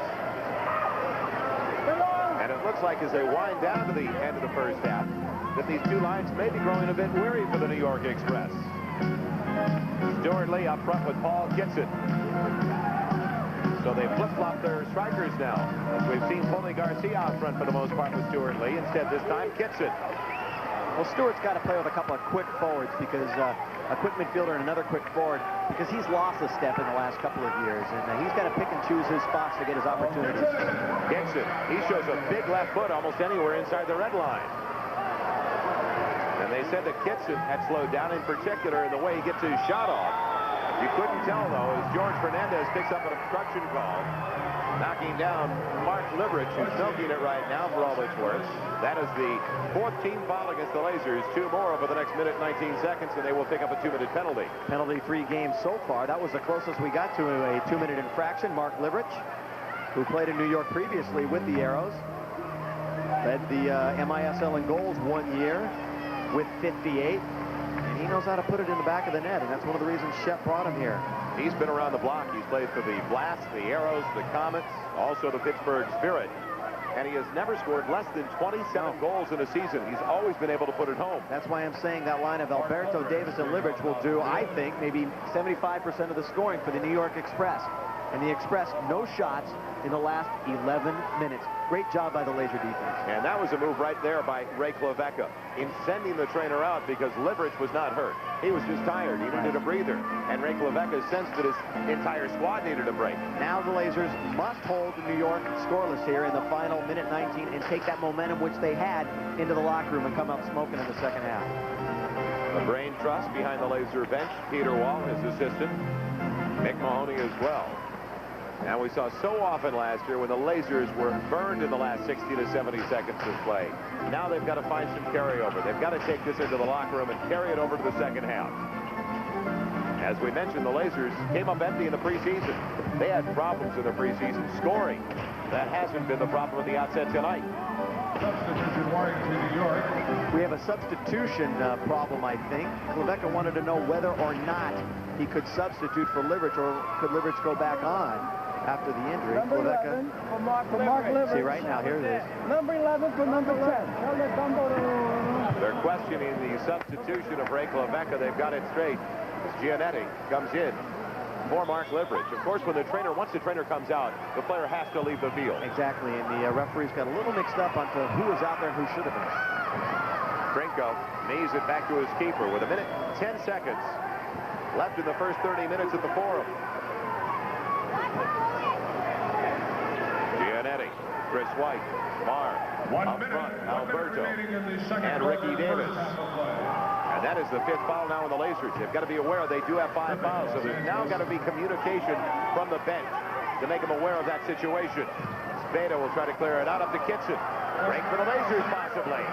Kitson with Willie Milano. What a pass to Milano, but he couldn't control it. Now he's at a bad angle. Beto didn't want it. Mo Callis has got it with 35 seconds left in the half. And the Lasers do the wise thing now. They can't afford another foul. Bursic holding on. And the Lasers will call a timeout, stopping the clock with 24 seconds left in the first half. And if you're wondering why maybe some of the Lasers that you have watched over the last couple of seasons are not on the floor tonight, well, there's a long injury list. Lasers backup goalkeeper Tim Harris is out right now with torn ligaments in his left ankle. Defender Lee Cornwell out also as well with a sprained left ankle. Cornwell may be able to make it back, though, for the Thursday night matchup with the San Diego Sockers. Harris definitely out still. As a matter of fact, that's why they signed John Beretta to that 10-day contract to back up David Bursic. Also out this evening, the newly acquired defender Adam Zapolsky from the Pittsburgh Spirit. He's got a sprained left thigh. He could be available, though, and I suspect they'd like to have him back by Thursday. Dave Madsen, a strained right groin muscle. And Kai Steffen, who saw limited duty last year, also out with a strained left knee. So we've got 24 seconds left in the first half of play at the Forum. A positive one in the right direction for the Los Angeles Lasers. They're on top of the New York Express 4-2 after the Express had broken out on top at the outset of the contest with 8 minutes and 56 seconds left in the first 15 on a goal by Diego Besa from Michael Collins to give the Express a 1-0 lead. But then Willie Milano got the first goal of the year for the Los Angeles Lasers, the equalizer at 1 apiece. Then it was Kitson, a 2-1 lead for the Lasers. Alberto tying things up at 2 apiece, and then 2 unanswered goals by Cap and Milano, giving the Lasers that 2-goal advantage they enjoy right now. As things wind down in the first half of play, it's Krinko back on the red line. And on the floor for the first time, John Hedlund. And that will do it for the first 30 minutes of play. An enjoyable first 30. End-to-end action between the New York Express and the Los Angeles Lazers. And there's your best goaltender, the best goalkeeper in the MISL last year, David Versich, as he heads off. And we'll check out that scoring. As mentioned, Pesa with the first one, 1-0 New York, then 2-1 Los Angeles after Milano and Kitson with goals for the Lazers. And then Alberto with the goal to make it 2-2 for the New York Express, and then Earhart Cap. And Willie Milano almost back-to-backers there to give the Lazers that 2-goal lead. It's halftime at the Forum, the opener, as it's 4-2 now. The Lazers over the New York Express, and you're watching Lazers Soccer on the Prime Ticket Network. On top of the New York Express by the score of 4-2. And let's head downstairs now and check in with Bill McDonald. Lazers are proud to have a brand new sponsor for indoor soccer for this 1986-87 season. That's Metropolitan Life, and with me is the manager of sports programs for MetLife, Mr. Ivar Quigley. Nice to have you with us in a very entertaining first half for the fans and for you and for MetLife. Thank you, Bill. I'm delighted to be here. I just came into town this afternoon, and it was very fortuitous that your opener was this afternoon and tonight, and they're playing against the New York team, of course, and our headquarters are back in New York. So I have some mixed feelings about who I'm rooting for. I'm a little confused here at some time, at this point. I was going to try to pin you down on who are you rooting for, but... Well, I'm rooting for soccer, believe me. The game is going very well. I think the Lazers have begun to dominate a little bit in the last part of the second period. And I think the experience of having played together is beginning to show. They're a better cohesive unit right now than the New Yorkers, who are a group of people who have just come together as an expansion team, and so I think it's a little more difficult for them. Tell me a little bit about MetLife's working with indoor soccer and their involvement. Well, right now we are a major sponsor of the MISL. We last year were involved with about 7 of the teams. This year we are up to 9 teams. And we're looking forward to coming back out here for your big party in February with the MISL All-Star Game. We will be very much involved with that, and the MetLife people are very supportive here in this area of Los Angeles for our involvement with soccer. And speaking of involvement in soccer and great support for many years, MetLife has been a major force in college soccer throughout America. Well, there's no doubt about that. We've begun a series of tournaments at various colleges around the country. We've had one in San Francisco for the past few years with USF. And last year, thanks to the efforts of Siggy Schmidt, the coach at UCLA, we came on board with them and ran a beautiful tournament. And they were fortunate enough to win the championship, so we certainly know how to back winners. And it's not only soccer, but other sports that MetLife's involved in also. We're very much involved in golf and tennis. Of course, we had a major program with the Mets this year back in New York, and that was naturally a great experience for all of us in New York. We will be involved with the Knicks. And of course, we won't root for them when they play the Lakers. You're darn right you won't. But it's great to have you on board Metropolitan Life Indoor Soccer and the LA Lazers. Thanks for being with us. Thank you very much, Bill, for having me. All right, Ivar Quigley, the manager of sports programs for Metropolitan Life. We have other games tonight in the Major Indoor Soccer League, and partial scores. Well, there's our halftime score, the Lazers and New York, 4-2. There we go. 2 finals for you. Kansas City. Well, we knew they'd be improved, and they start out against St. Louis, easily beating the Steamers by a score of 6-1. And Tacoma, maybe the most legitimate contender to the champion San Diego Sockers. They start off with a win, beating Wichita tonight by the score of 6-4. Our halftime activities will continue, and when we come back, we're going to take a look around the MISL and some news. Halftime score, Lazers on top, 4-2. Some Hawaiian punch is added to the prime ticket lineup as women's volleyball and high-powered football take center stage.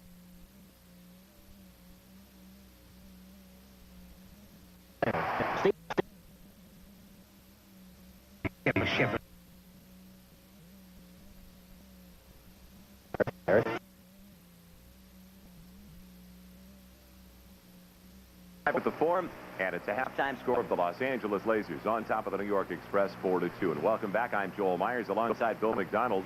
And a very busy offseason around the MISL. Bill, a lot of player movement, a lot of trades, also free agent signings as well. A lot of big names changing uniforms in the offseason. Let's take a look at some of the players who moved from the West. Keith Furphy. We mentioned him throughout the first half in Baltimore. Keith moved from Tacoma to Baltimore, and that's going to take the place of a retired Stan Stamenkovic. Batata, playing with the Lazers the last couple of years, old number 77, has gone on to Chicago. Louis Nanchoff has moved up to St. Louis from Dallas, and he's surely going to be missed down in Texas. Ricky Davis, we've seen him throughout the first half playing for New York as he returns to the Big Apple. To some of the players that moved from the Western Division to some other teams, big names. Ricky Davis, of course, we've seen him. Now, in the Eastern Division, Jerry Gray from Chicago to Tacoma almost was an L.A. Lazer, was this close to being here, but he decided for Tacoma at the very last instant. Paul Child from the defunct Pittsburgh Spirit went to Baltimore. Jan Goosens, this is a really big acquisition for Kansas City. From Minnesota to Kansas City. Helmut Dudek, the high-scoring defender from Pittsburgh to Minnesota. And, of course, Godfrey Ingram. I think this is a real sleeper move. He's a great player, and he's going to be playing with Tacoma. Very quick. He's really going to power that offense. And also one of the big developments, one of the real major developments during the offseason for the Major Indoor Soccer League, a new agreement between the Players Association and the league. And, Bill, that was almost a stumbling block at the end of last year, right before the playoffs. But I think it's going to keep the MISL in business. The number one, well, first of all, we're taking a look at Stan Stamenkovic. Stan Stamenkovic retired from Baltimore this year, and that was a big doing. But now let's take a look at the new contract. The first thing, the salary cap. For the MISL to stay solvent, they needed to set salaries, and that's really going to be, I think, the biggest thing about the new contract. Then the limitation of foreign players. It dwindles down as years go by. And in 3 or 4 years, it should be almost all American citizens and players playing in the MISL. The last couple are just kind of throw-ins, but they're very important to the players. The health plan and revenue information given by the owners to all the players. No more secrets by the owners on how they're doing financially. So hopefully some stability for the league for many seasons now as they put together that new players contract with the Major Indoor Soccer League Association. And we did mention that Stan the man, Stan Stamenkovic, the wizard with that left foot. They say he can spell the alphabet with that left foot. Finally retires from the Baltimore Black. And everybody is going to miss him. Great moment from Stan Stamenkovic throughout his career. We're going to get a chance to see him in action. This is that great goal that he scored in the All-Star game a couple years ago. They'll talk about this as long as the MISL is in existence. With the back toe, he played for Baltimore for so many years. They called him the Pizza Man because of his affection for that food. He always looked like he was out of shape, but he always put on the best show that I have ever seen in the Major Indoor Soccer League. Yeah, a lot of people took shots at him, called him the Pillsbury Doughboy. You could call him whatever you liked, but he always got the job done. He always could finish and was a great assist man as well. There was a very interesting development over the last couple of weeks in the Minneapolis area. A young lady by the name of Pauline, the perils of Pauline as it can be right now, was up on a billboard, and she was going to stay on that billboard, so the Minnesota Strikers sold 1,000 season tickets. Well, you know what the weather's like in Minneapolis. Fortunately, somebody came to her rescue, or she'd be up there right now. Well, she was up there for a while. It was her own idea. She had worked with the Strikers before, and she kind of took residence on this billboard. Looks like a pretty nice day right there, but during her hiatus up there, her stay up there, it got pretty darn cold, and Paulette vowed to stay up until 1,000 season tickets were sold, and lo and behold, just a couple days ago, it happened. Somebody bought up the remaining 500, and her job was done.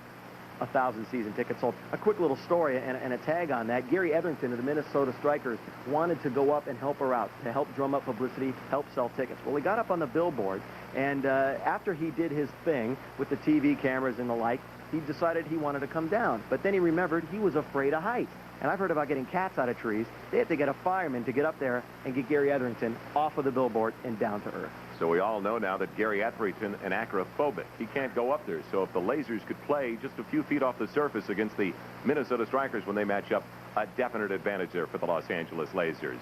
Halftime, the Lazers on top of the New York Express 4-2, and a new feature coming up along the Prime Ticket Network, Laser Line. If you'd like to talk with us and check out the situation, maybe have some comments, any kind of questions, drop us a note and we'll address it on Laser Line, a new feature coming up at halftime along the Prime Ticket Network.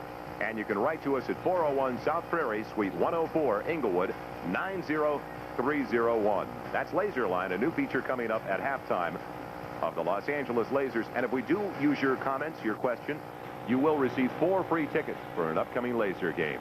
Halftime at the Forum, Lazers up on top of the New York Express by 2. We'll be right back with the second half kickoff.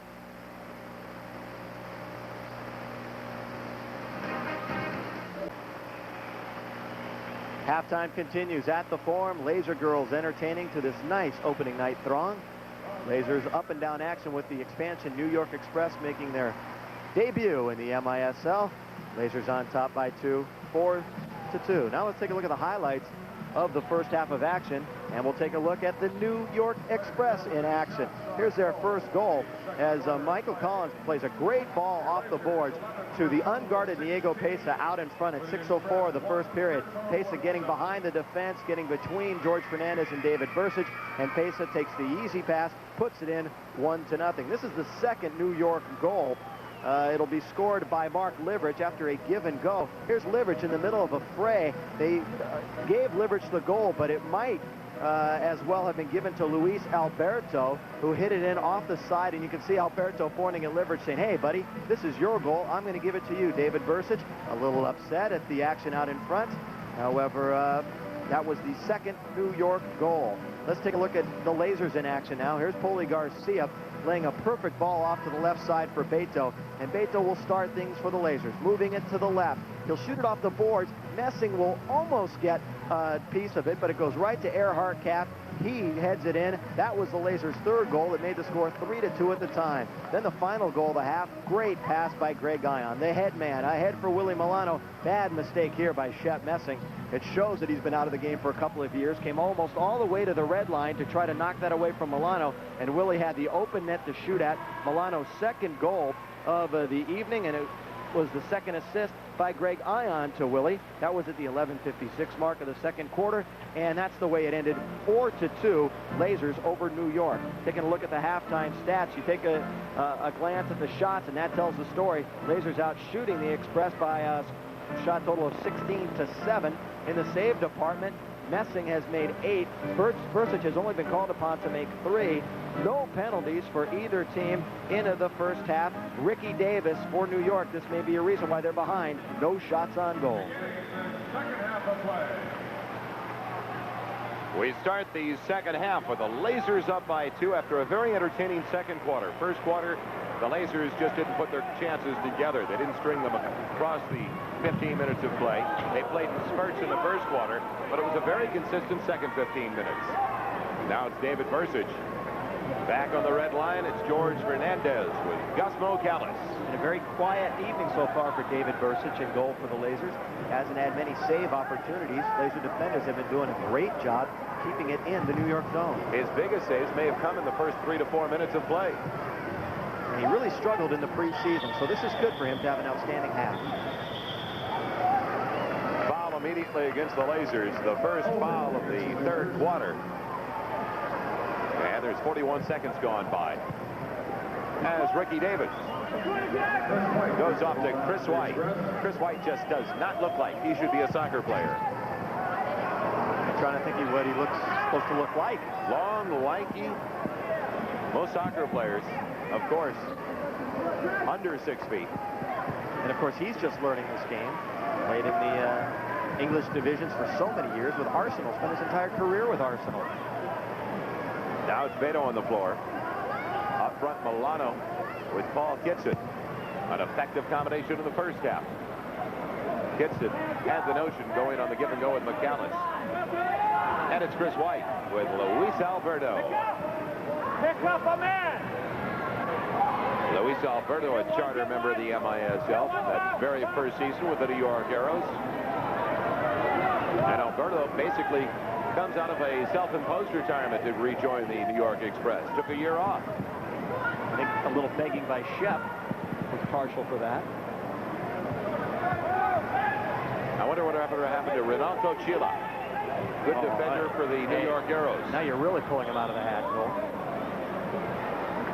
Out of play. It's a restart coming up for the Lasers. And don't forget, you're watching the Prime Ticket Network. Prime Ticket available in Los Angeles on such fine cable systems as Heritage Cable of Compton, Simmons Cable Television of Long Beach, and Falcon Communications of Pasadena, and Falcon North Cable of Malibu, Lake Arrowhead, Big Bear, and Porterville.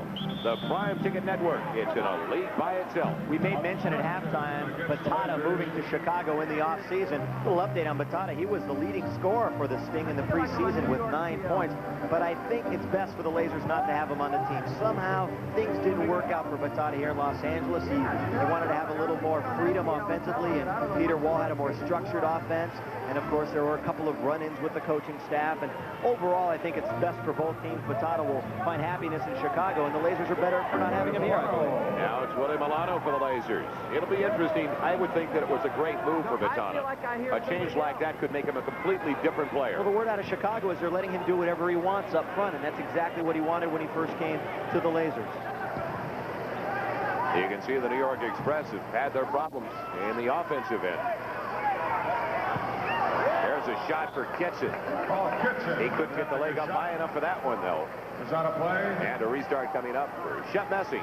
Paul Kitson, former member of the New York class, free agent signing for the Los Angeles Lasers during the offseason.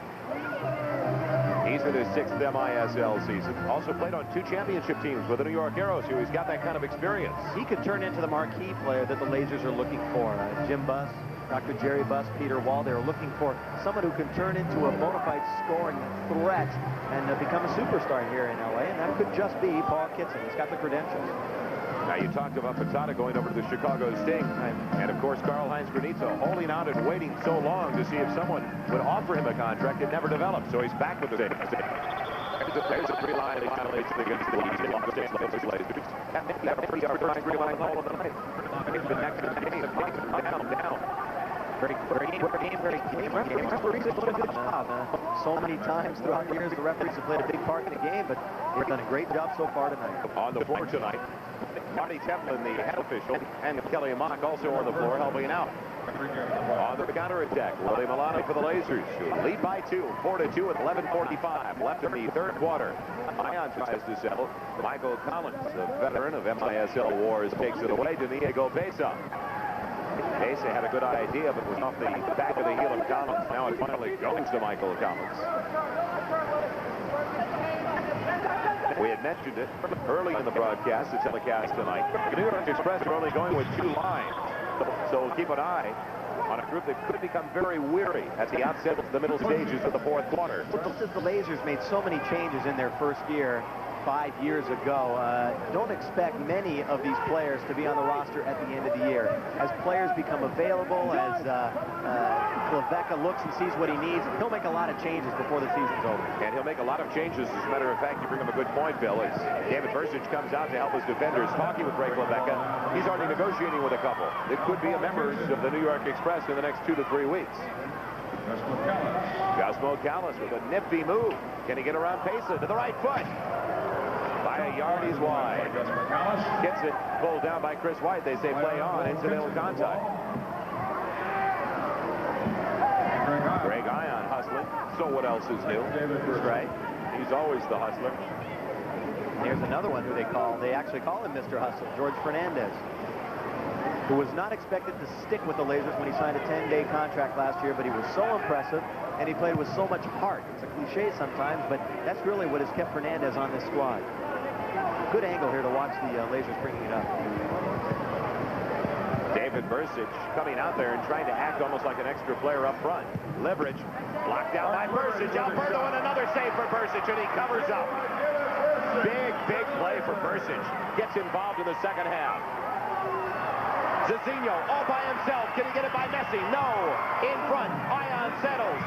Blocked in front by White. Lasers waste a big chance there. That miss by Zizinho nullified a pretty play by Darko Berchikov, who laid the ball up with excellent pace to Zizinho on the right-hand side. Zizinho took it low, and Messing didn't have much of a job just to cut down the angle there. You can see the way the Lasers have dominated for the most part. New York had some good early chances in the first 5 to 7 minutes of the contest, but the Lasers have taken over since that point. And then the best chance in probably the first few minutes of the game just came in the last 60 seconds for the Express. George Fernandez with Chris White. When you look at a team like the Lasers that had a 13-35 record last year, and you didn't see them all that often, you may have thought, as Berchikov scores! On the half volley, he gets his first. Berchikov doesn't know any English. Jim Buss cheers on the president of the LA Lasers. He went to Yugoslavia to get Berchikov, and he brought him back. Berchikov knows no English, but he sure knows what the red light means. Goal Lasers. This is a great indoor soccer play for somebody. He played the ball so perfectly off the boards and first timed it into the upper net. Well, that's somebody like Stamenkovic, who's been at it for years, knowing how to play it off the boards, how to put it in the net. And Darko Burjakov, welcome to America, number 12. Lasers on top 5-2, 9:02 to play, third period. That was fun. We had an opportunity when Darko came in into our studio before the contest, and you try to make pleasantries and everything, but when somebody doesn't speak the language at all, it's very difficult. Legitimately, he knows no English. Good morning, I think, is the only thing he knows. New York Express trailing by 3. And on the floor for only the second time, John Hedlund gets it away. David Versich right there. And I'd also like to say hello to David Versich's father, Emil Versich, back in St. Louis, who I would suspect is watching right now. Great soccer family back in St. Louis, the Versichs. Earhart Cap back on the red line. Along with Beto, Clay Koyman. And up front, Stuart Lee and Paulie Garcia. Lasers 5, New York Express 2. Hedlund lines it around to his keeper, Shep Messing. Up and down. Michael Collins. And back to a thought I was about to get to, and we may never get to it because it really has been end-to-end. When the Lasers were 13 and 35 last year, you may have thought maybe they laid down a bit. The work rate wasn't there, but that wasn't the case. They just couldn't get the job done. It wasn't for a lack of effort. And we talked about the hustling aspect of Greg Ion and George Fernandez. That was there as well last year. They just didn't have the finishers up front. Stuart Lee with Paulie Garcia. Now it's Ion. He's got Lee, and he tried to get it there. Good idea. Giveaway by Cap. Amir Ali sending it up for Pesa. Pesa, he likes to go to the left foot. Collins couldn't settle. 7 1/4 left in the third. Versich just trying to get it out of trouble, and does so. Lasers by 3. And we may have our first penalty. No, just a foul. A shot above the crossbar by Michael Collins. John Hedlund there too. Collins has it. He's blocked. Amir Ali, first time just wide. Now it's Willie Milano. He's got a wide open Paulie Garcia. Pass was a little bit late though. Milano with Cap as a trailer. Does he realize?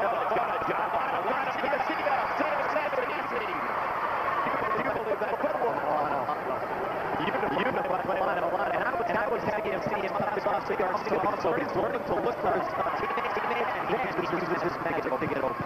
That's Paul Handler. He could be running great shape this year. Goes right now. Now gets it. Now Ricky Davis. 5 yards. Boston gets the back of Chris White. Very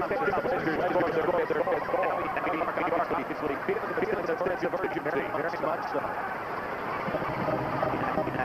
I was wrong when I saw and I think it will continue to be that way.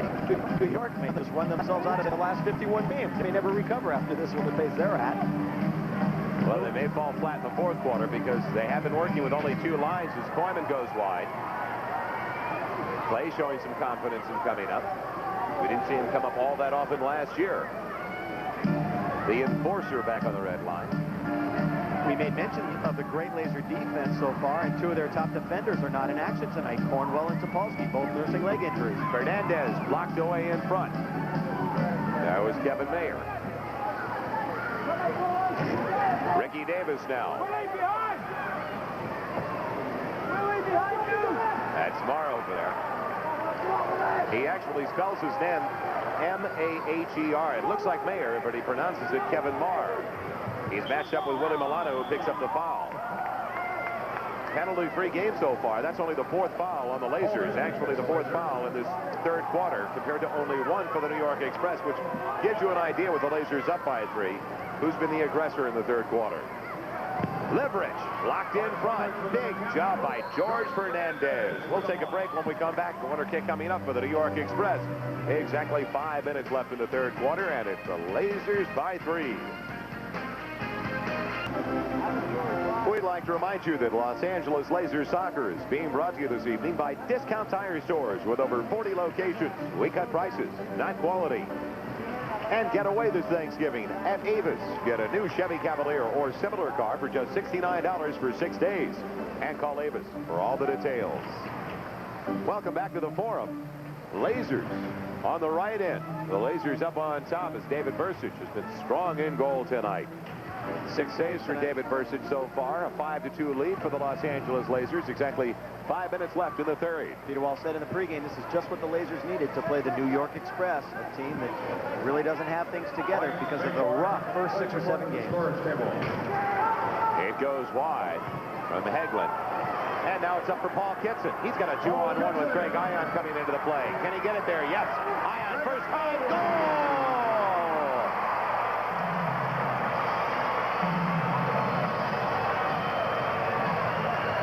Talk about perfect placement on a shot. John Hedlund, the defender, never saw Greg Ion on the right wing side. We'll get a chance to see it. Kitson will take it down the left wing side. Now he knows Ion's coming down the right, but he doesn't let Hedlund know that. All of a sudden, a blind, perfect pass, great pace. All Ion's got to do is find the far corner with Shep Messing going down. Nothing you can do there, Shep. Look at that, a blind pass to Ion. Hedlund never knew that Ion was there. So Greg Ion, so far, a great night. 2 assists and a goal. And give Kitson credit for a beautiful assist. Nice pace on it. 4:47 to go, third quarter. Lasers opening it up now, up 6-2. And a good night as well for Paul Kitson with a goal and an assist as well. So a 2-point night so far for Paul Kitson, a 3-point night for Greg Ion. 4 unanswered goals for the Lasers. It's going to be tough to choose a star tonight. Saved by Bursich through a maze of players.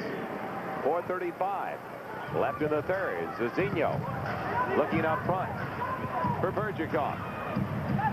That's Darko. Maybe we just should start calling him Darko from now on. That's what the coach does. In fact, he asked us how do you pronounce his name before the game. Darko Bergikov. Amir Ali, former Laser, blocked. Telegraphed the shot. Cap was right on top of it. Lasers by 4. 2 and 3 points in the game was almost unheard of for the Lasers last night and their people up front. Bergikov trying to pass it, save Messing. Great play by Messing. And Bergikov already showing us he's not a selfish player. He was going for Zizinho. Michael Collins with a shot. Long range save by Bursich.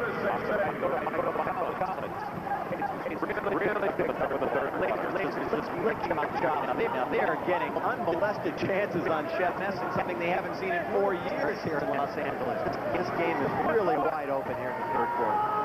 The Lasers have to worry about them getting caught up. They've got to get back in time and continue to play both ends of the floor. So far, they've been able to take chances and come away with it. Because when everything's going your way up front, you can get a bit sloppy back inside the red line. As Paulie Garcia goes up to Stuart Lee. He's working against Hedlund. To the right foot, it's blocked partially there by Liberich. And it's knocked out a play by Hedlund. Free kick coming up when we come back to the Lasers, who are in control. 3:09 left in the third.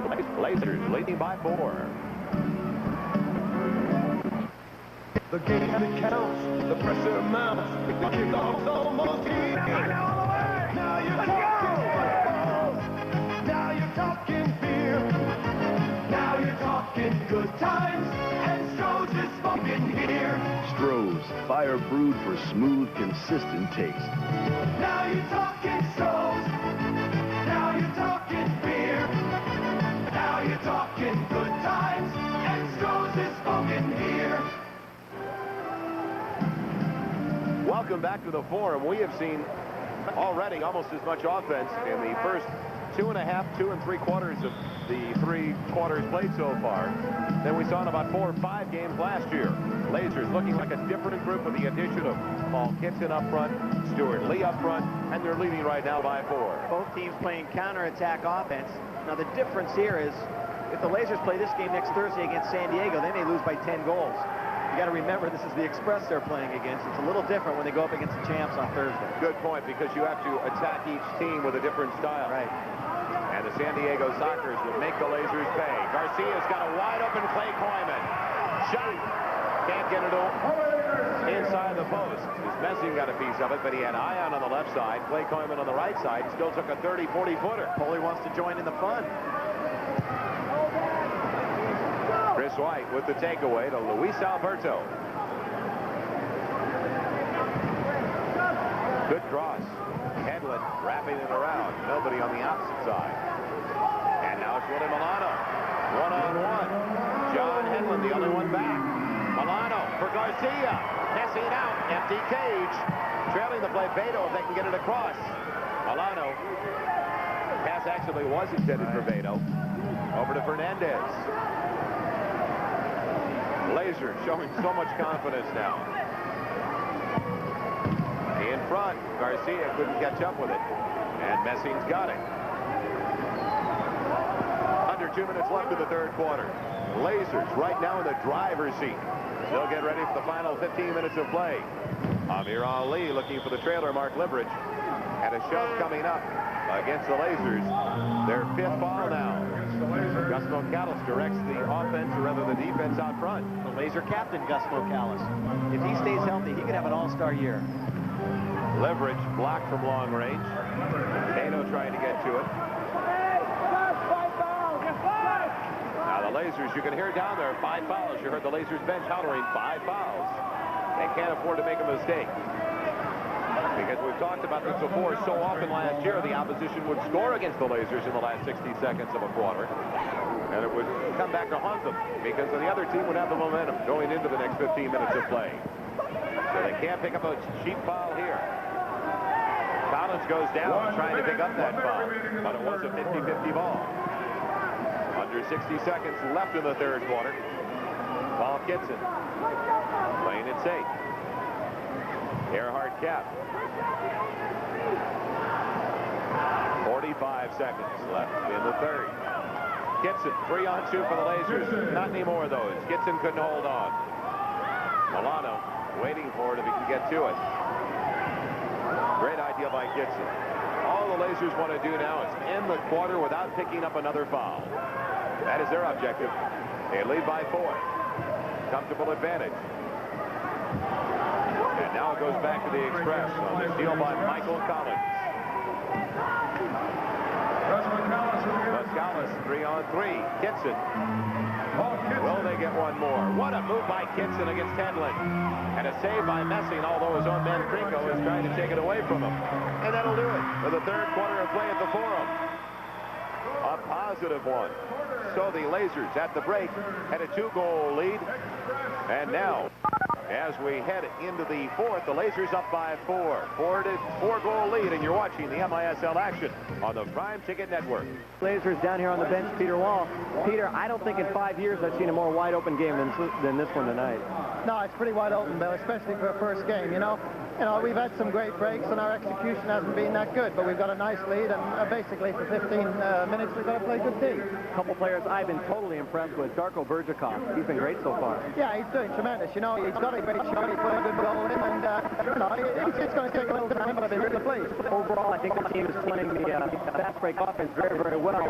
Good vision by not only Ion, but Milano, Kitson, and almost everybody on the team. Yeah, I think we've had some good performance, from Kitson, Greg, Ion, and, I just want to continue. That's the most important thing now is not to let down and not to get any cheap goals. All right, Peter, thanks for the visit.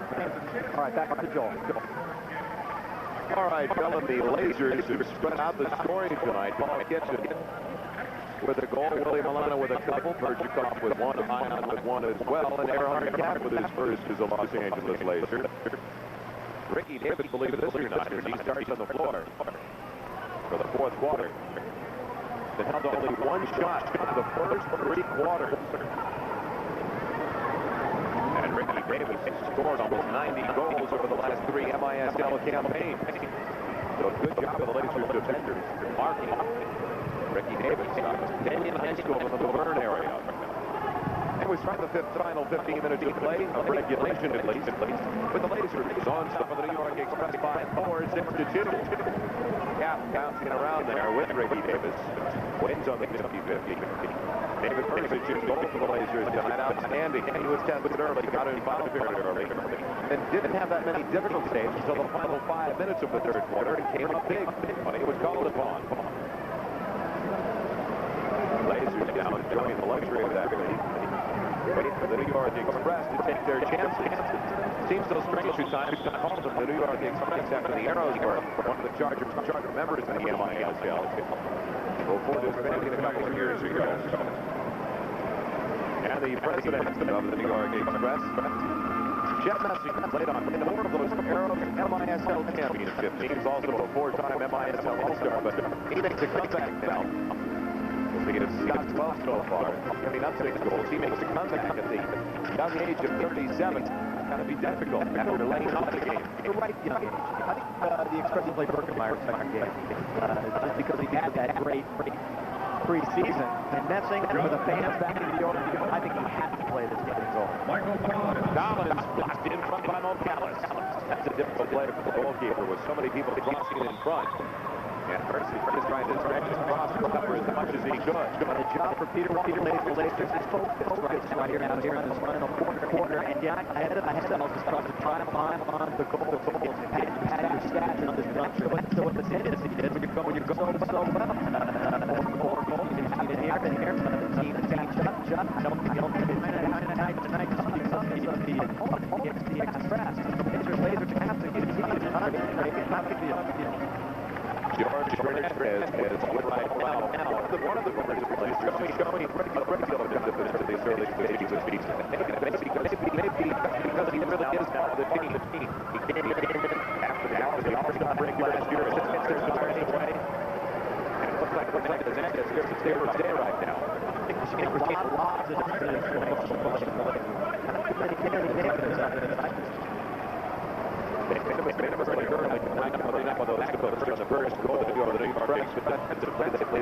very few errors this evening. Now it's Gus Callis. And he is shoved out of the play. First foul of the fourth quarter, and there's the Lazers leader, their captain, Gus Callis. Led the club in blocked shots last year, 57. Annually, he is their best offensive defender. He starts the breaks out of the back, and that's why he is such an important part of this team, to keep those knees healthy. So Peter will have to bide his time throughout the year and rest him occasionally on back-to-backs. You may not see Callis playing because he wants to keep him in the lineup for the full 52 this year. And they may have missed him as much as anyone else that went down with an injury last year because he is such a floor leader. As Kitson comes into the attacking zone and scores! What a rocket on the right foot of Kitson.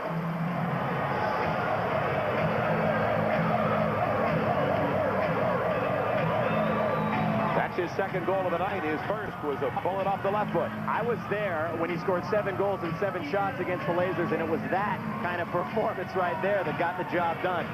Milano was open momentarily, but now Kitson knows right here he's going to shoot. He's going to make one quick step, and boom, it's off. You're the goalkeeper. There's no way you're going to stop that. Messing's in the air, and he's going to get a bruise to boot. And Kitson scores his second of the evening. Lazers on top, 7-2, 12-23 to play in regulation. 5-goal advantage for the Los Angeles Lazers. So the New York Express got on the board first, but they've done very little right since that point. Clay Koyman being the aggressor there.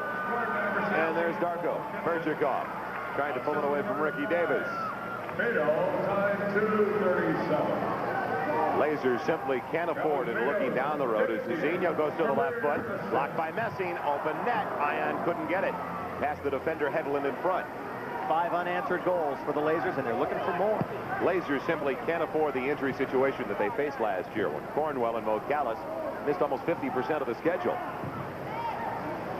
Cornwell out tonight, but it's a minor injury, only an ankle injury or a sprain, and they're crossing their fingers that the swelling will go down, and he'll be back in the Laser lineup on Thursday night. Bit of a milestone for Beto on that assist on Kitson's goal at the 2:37 mark. That's his 50th MISL assist in his brief, but so far a very successful career. You know, at this league, we may get a chance to see the #1 pick, Jimmy Cavanaugh, a bit later on from St. Louis University. Pelican was taken by the Lasers in the first round of the collegiate draft. And they say he has all the skills, just needs a little bit of experience. Well, you're happy to see that coming from your home country. It's a great college program. Chris White trying to cut it back against Clay Koyman. And And that would be a good opportunity for Peter Wall in a contest like this. As Bursic is hit in the face by Leverage. And Koyman's really upset with good reason. The left foot of Mark Leverage, as he was already down on the floor, he whipped it right to the forehead of David Bursic. And Chet Messing, the opposite goalkeeper, has even come down, and Leverage is saying, I'm sorry, what can I do to the referee? Scott Morrison, Laser trainer, out to attend to David. You know, it's interesting, Tim Harris has been out with a leg injury, and he may be out for 3 or 4 weeks, the backup goalkeeper for the Lasers. And they just signed the Lasers, John Beretta. Let's see if we can see it. Bursic goes down with Leverage. It's after the play is over, against the boards. Now watch the left foot. Oh, the right? The right foot. Boy, bingo, right in the left eye of Bursic. After the fact, too. They'll both go down. Koyman is out of the play, and legitimately, Bursic has control of this ball. It should be whistled dead at this point, and boy, Leverage was going for Bursic. There's no chance he was going for the ball that time. I think it was a frustration kick. And Marty Templin, referee, says we may need a change. And it would be John Beretta, just signed by the Lasers on a 10-day contract. John Beretta, formerly of Tacoma, who had a career against the Lasers, played so brilliantly every time he played against Los Angeles. And that was a short-lived little session for Beretta. It looks like Bursic may stay. Well, let's hope so. Hopefully this will not be a situation that will tarnish what has otherwise been a splendid evening so far for the Los Angeles Lasers, as they lead by 5, 7-2 with 11:08 left in the fourth quarter of play. Just a ridiculous play, basically, by Mark Leverage. And you said frustration. That's probably the key word on that play. He was frustrated because he couldn't get possession of the ball. Oh, you can see. Got it just above. Yeah, right. It's starting to swell up right now. And I think he will take the rest of the evening off and get Beretta in there, just get him some work. It's a comfortable lead, 11 minutes to play. And Beretta, no slouch when he gets in there. It'd be good to see him get some work. Boy, you can see it closing up on him already. 9 saves for David Bursic. He's through for the evening. Boy, that eye is really puffing up on him quickly, isn't it? Bad break for the Lasers, because David Bursic shook for the most part, started about 90% of their games this year. That's the plan. And John Beretta, a couple of days ago, never thought he'd be in this situation. Didn't have a job. Tim Harris went down. Mick Mahoney was contemplating coming out of retirement. But John Beretta was signed instead. So the former Tacoma star comes in, and you want to see a shiner developing? Boy, oh boy. That is just an awful situation. Yeah, you can hear him say it's basically okay. He's not having any problems with his vision. No problems with the vision, fortunately. Just a shame that what has been a great night for the Lasers has to be marred by this development. It's Dr. Taboni down there assisting with David Bursic. Let's hope so. And now John Beretta, the former Tacoma star, in the cage for the Los Angeles Lasers. He just came in because of the injury to Tim Harris, as Harris has torn ligaments. And Beretta signed to a 10-day contract. You really could think of a better situation for him to come into. The club's ahead by 5 goals, only 10 minutes to go. Gusmo Gallo's blocking it away. Now we'll see if the Lasers possibly use some of these underclassmen, some of the youngsters that have not seen any time so far. Jim Kavanaugh does come on the floor for the first time tonight. The St. Louis University relative. Taken in the first round by the Lasers. Durable player. As a matter of fact, in 4 collegiate campaigns with the St. Louis University Pelicans, he only missed 2 games of the outdoor season. And during the Indoor Soccer Classic for College All-Stars last summer, he was very impressive, which I think prompted Peter Wall to think a couple of times when he wanted to be drafted. Saved by Beretta. He's baptized in a big hurry. Either his face or his skin. There it is. Went out to practice yesterday, and the players had nothing but good things to say about this goalkeeper. Pacer can get away, too. Beretta quickly up with the arms, slap it away. That's textbook goalkeeping right there by Beretta. Bursic was not kicked in the eye, he was kicked on the cheek. Here's Johnny Beretta. What was that shiner growing right below his eye? Right. John Beretta's been through a few wars, 6th year in the MISL, and as I mentioned previously when he was warming up, he played his best games against the Lazers team. So Bursic not in the eye, but in the cheek, and that may be a good sign. Stuart Lee looking for Paulie Garcia. That pass goes awry. It's 9:40 left in the fourth quarter. And the Lazers in the driver's seat. They lead by 5. I say that may be a good sign with Bursic because I remember Paulie Garcia had that eye injury. It took him so very long to come back. If he just has a bruise or such on the cheekbone, I think he'll be back a lot sooner. Mesa wide open in front. Collins scores as Clay Coyman let it get away from him. And Michael Collins cuts it down to a 4-goal margin. 7-3 now. Lazers on top of the Express. Well, Beretta's a little upset. He should be, not at himself, but at his defenders, because it was their goal this time. Coyman out in front. Here's Diego Pesa, and Coyman just fails to clear it. And Beto did not get back to help out defensively. That's what that midfielder has got to do. Come back and take the back post if the two defenders are pushed up towards the ball. Beto didn't get back, consequently an easy goal. 7-3. A little over 9 minutes to play here in the fourth. Jim Cavanaugh back on the red line along with Gus Callis. He gets it to Callis. Knees it into the corner for Kitson. And Cavanaugh, will he let it rip? Against Ricky Davis. Kitson looking for the hat trick. He's already got 2. Under 9 minutes left in the fourth quarter. Very rarely did the Lazers find themselves in this situation last year with a comfortable lead late in the contest. Kitson looking for more. Messing handles the ball. Did he? No, he did not touch it. Marty Templin said it just touched his chest. No handball call. And the Express looking to cut the deficit down to 3. They're trailing by 4. Gus Callis almost met head-on with Hedlund. Davis for Hedlund. Lazers getting a bit sloppy now in the defensive third. Not keeping up their responsibilities, their man-to-man assignments. Finally, McAllis is held up. That'll be the 4th foul against the New York Express. 2 more. They're over the limit. You would have to figure that will be the case in the next few minutes. And let's make mention again, it's been a penalty-free game tonight. Something we rarely see in the MISL. Milano trying to lay it off there for Gus Callis. And for one of the few times tonight, a situation where Milano could have held on to the ball. Now it's Jim Cavanaugh bouncing up Giannetti. Couldn't help but pick up Stuart Lee on the microphone downstairs. Give that a second. Lazers getting beat from behind again as there were 2 New York strikers, Giannetti and Leverage, all alone. And the Laser defenders nowhere to be found. 7:49 left in regulation. And the Lazers in command still. Lazers on top by 4. Congratulations, student. From tomorrow, it's a classic matchup, of course, the big crosstown rivalry, the Bruins and the Trojans at the Rose Bowl, Saturday, November 22nd. And this game will be available from Prime Ticket cable affiliates with pay-per-view capability. If you'd like to order the special event, you have to call your cable operator now. A big matchup, and this event is not being carried on Prime Ticket, but actually on the designated pay-per-view channels on each of our affiliates. So, big one. The Bruins and the Trojans a week from tomorrow. There's David Bursic sporting that shiner after he was kicked just below the eye by Mark Liverich and Scott Norrisman, Lazers trainer, working the corner right now. Do they have a cut man in the corner? I know Angelo Dundee's behind the bench. Bursic hopes not.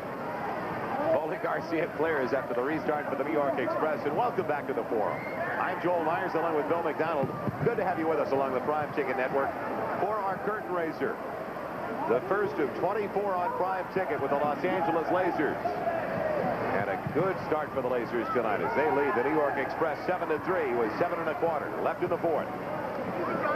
First of 24, first of 52 for the LA Lazers as they try to bounce back from a 13-35 record last year. Well, they're already 1/13 of the way there now, picking up last year's output. There you go.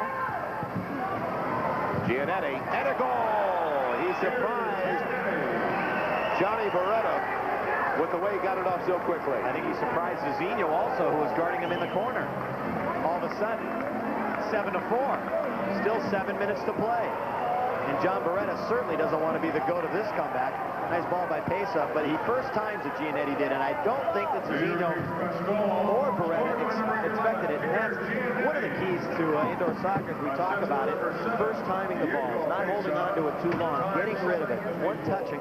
And that's what Giannetti did. Far corner, nicely placed shot. 7:06 to play. 7-4 Lazers. Back in 1981, a little MISL trivia. Peter Giannetti was the youngest player to ever be signed by the MISL. When he signed with the New York Arrows in 81 at the age of 18. Takeaway by Beto, an obstruction call.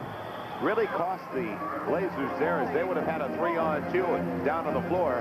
His first trip on the floor. Enrique Macaya.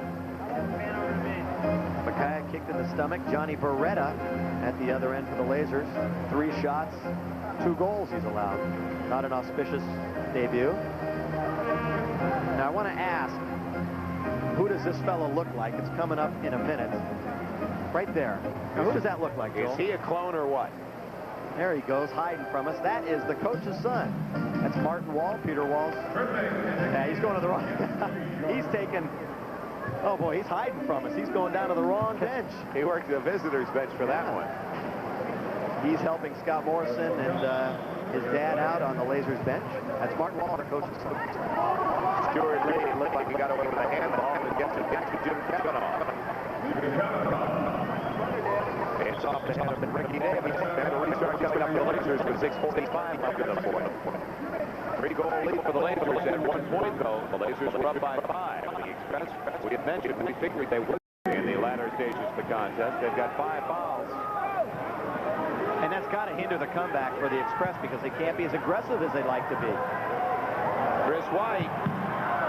John Beretta went down very early. Fortunately for the Lazers, it was off target. Kavanaugh with a pretty fast to lead. Kavanaugh keeps it alive to lead. So the Lazers now will just try to cling to this 3-goal lead over the next 6 minutes and 10 seconds. And start the season out on a high note. And we are right back here at the Forum on Thursday night, matching up with the San Diego Sockers, the Lazers and the Sockers. And when I say we, of course, I mean it's coming your way along the Prime Ticket Network. So we hope you'll be with us. Lazers really gave the San Diego Sockers fits last year. They didn't beat them all that often, but they played them as close as any team in the league. And this was important to get a victory because going against San Diego 2 times in a row next week, we'll play at San Diego next Saturday, being 0-1 and having the confidence level drop, that would have been very tough to go in there and beat the champs. But now I think the Lazers have found themselves, and like you said, they always play San Diego well. And regardless of the sport, as Beretta makes the save, and an empty net to goal! Peter Giannetti. And now all of a sudden we better stop talking about all these positive notes for the Lazers because they only lead by 2. The last time we talked about how everything was working well for the Lazers, they were up 5-0 over the Chicago Sting with 11 minutes left, and they lost that one. Well, right now it's all one way. New York pushing up, and they continue to do so. Giannetti again, the spark plug. He's getting things accomplished out in front, and Ian Pesa, it's going to be Pesa that puts it across, and the Lazers are falling back in a shell. That's the first thing you don't want to do when you've got a big lead. You've got to continue to think offensively. Ray Clavecca cannot like what he's seeing now. David Burgess said, hey, I want to stop this thing right here, right now, put me back in, and I think that's exactly what happened. He put himself. Johnny Beretta allowing 3 goals on 4 shots, 7-5. Lazers lead is down to 2. Still 5 minutes to play. But as we mentioned, the New York Express with 5 fouls. The Lazers yet to pick up a foul in the fourth quarter. Zion is wide open down low if they can find him. And it's poked away from Milano by Trinko. And again, that's got to help the Lazers. The Express having 5 fouls. If they can get that 6th foul on New York, even if they don't score a goal, they can kill 2 minutes off here with just 4.5 to play. And who can forget when the Lazers had that 5-0 lead with 11 minutes left in the stadium in Chicago, and they lost 6-5 in overtime. And right now the Lazers have some of their best ball handlers out on the field. Milano, who rarely gives up the ball, and right there with Milano with it, he draws his 6th foul. So the Lazers will go on the power play with 4 minutes and 48 seconds left in regulation. And the Lazers now holding on to a precarious 2-goal margin. They led by 5 at 7-2. It's now the Lazers 7, the New York Express 5. Penalty against the New York Express for 6 As Ricky Davis will serve the 2-minute penalty. If you're just joining us along the Prime Ticket Network, you're not an MISL veteran from last season. You're allowed 6 fouls per quarter. Once you hit that magical number of 6, actually you're allowed 5. Once you hit the magical number of 6, it's a 2-minute penalty. Ricky Davis is trying to get it changed to 7. So Peter Giannetti will serve it. Davis will come over to the bench. And killing off the penalty, or trying to, for the New York Express. It'll be Amir Ali, Chris White, Hedlund. And also back there, it's Kevin Marr. Out there on the power play, Milano, Lee, Gibson, Garcia, and Beto. A vastly different power play at personnel-wise than we saw last year. Last year, a very poor unit, the Lazers power play. Look for Stuart Lee at the back post. There he is, and he's got it. We will have to save that one and use the audio on the highlight film. Oh, that's his home right there. Stuart Lee can just set up a tent right there and score all day long.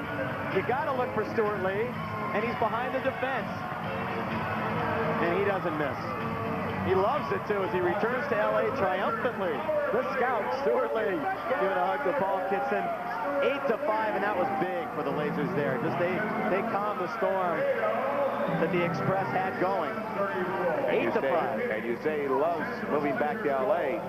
Who wouldn't from Kansas City?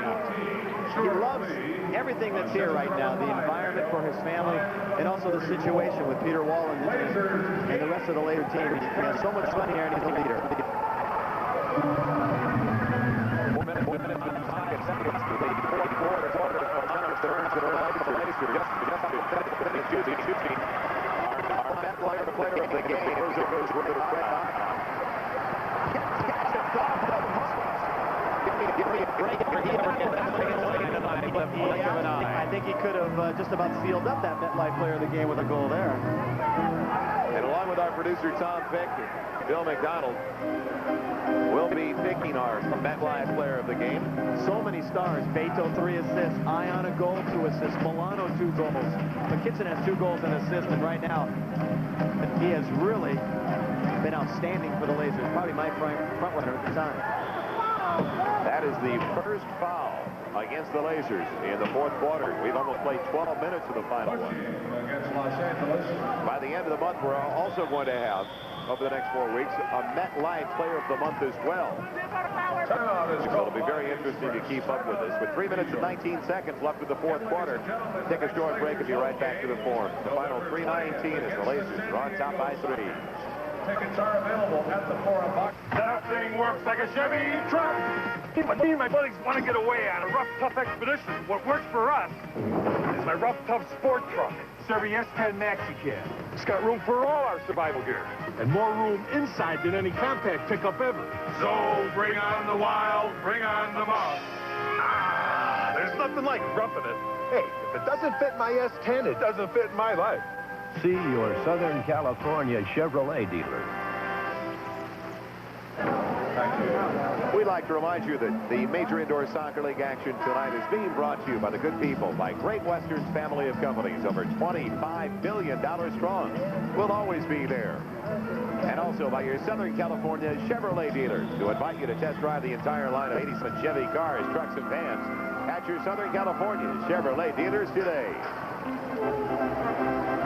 Lazers leading the New York Express by 3. The score 8-5 with a little better than 3 minutes remaining in the contest. And we'd like to remind you, if you'd like to check out Lazer season tickets, give a call to 213-419-3179 to the Lazer season ticket office, or you can call Ticketmaster as far as that's concerned, 213-480-3232 down in Orange County, 714-740-2000. And also, we'd like to remind you that the Lazers' next game coming up right here at the Forum on the 2020th. It's a major matchup here at the Soccer. It's also Lazers. Chet Messing has gone to the bench in lieu of the 6th attacker. Michael Collins will wear the uniform. Now New York down by 3 and 3:19 to play, trying to get back in it. Chris White back on the red line. Leverage up front. Pesa up front. In goal for New York. Marr also back on the red line, and up front as well, Ricky Davis. Lasers by 3, exactly 3 minutes remaining, and a foul against the Lasers, a holding call on the near side. That was Earhart directing traffic out front. And Michael Collins, wearing the goalie's jersey, has the ball now. That's the 6th attacker for the New York Express. Chris White, the man in the middle. Give away. Stuart Lee can't hang on, though. Now the Lasers just want to find as many positives as they can over the next 2.5 minutes. Don't want to make any stupid mistakes. And then take it practice next week. From just inside the red line. Express get another, and they're only down by 2 with plenty of time left. 2 minutes and 40 seconds. You put Collins out there 10 times. I don't think he can put it in that same spot again. That's just about 6 feet inside the red line. Watch this. Bing. Right past Bursic. And Bursic, that cheek and eye may still be bothering him because that was stoppable, I think. He got up there very, very late, was hugging the near side post. Michael Collins picked it in the right spot. And that shot had tremendous velocity coming from where it was. Going a good 60, 65 miles an hour. There you can see the shiner that David Bursic picked up a few minutes ago from the right toe of Mark Leverage. He is hurting. You can tell the way he's blinking and the eyes are watering at the time. Michael Collins remains on as the 6th attacker. Paid dividends moments ago. 8-6, 2:40 to play. Beto out there along with Clay Coyman and Earhart Cap. So the Lasers back on the red line right now, going with those defensive-minded defensemen. And Coyman and Cap, as White has it. And now the Express, exceptionally dangerous, down by only 2, but Milano's got it. And gets it up to Kitchen. He'll work one-on-one with Collins. Cap trailing, empty net. And Cap couldn't get his right foot in the pass. It was just a little bit behind him. Just hit behind, an embarrassing moment for Cap, but it wasn't his fault. Good passing by the Lasers, Milano and Kitson. Kitson in particular, really looking for Earhart Cap. When he could have fired it away, had Michael Collins, the 6th attacker. Under 2 minutes left. Leverage at a bad angle blocked by Beto. White. And a big save by Leverage on a knuckle ball that was deflected out front. Those are the tough ones when they're deflected like that. That was dipping down. Bursic was trying to slide across. And he's just gutting out this last minute and a half. Mesa, White, wide open, hits a post, Davis save. Giannetti. The Express almost have their 7th goal. And Lasers are on the edge right now. One more goal, obviously, and then we got an 8-7 game, and it should have been 8-7 a moment ago. Bursic was beaten. Some great chances for the New York Express. Giannetti puts it in front. Coyman, side of his foot, clears it out. 1:10 left in the 4th. Lasers by 2. Beto with the takeaway. He's got Kitson. So match race, Collins will win it. 1 minute 60 seconds left. Pesa, who will win the race. Pesa wins on the 50-50. In front. Davis didn't know it was coming, and Coyman's got it. A frantic 45 seconds coming up as Coyman is knocked down. 17 bottom of the New York Express.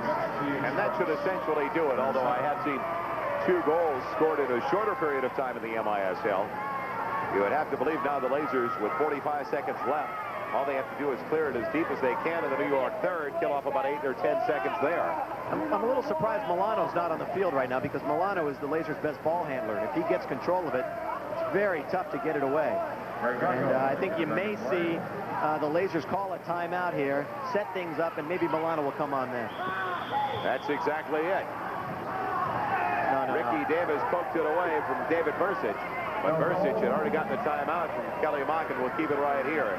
With 39 seconds left in regulation. And Ricky Davis is still arguing as he runs over to talk with Marty Templin. He may get a penalty because of that. No, they're not going to give him a penalty. That could have been a delay of game. or an unsportsmanlike conduct on Rick Davis. With 39 seconds remaining, I think the referees are giving Ricky Davis, the captain of New York Express, a big break right here. An obvious whistle before he kicked it away from Bursich. Ricky Davis, of course, played many seasons outdoor for the Cosmos. Right.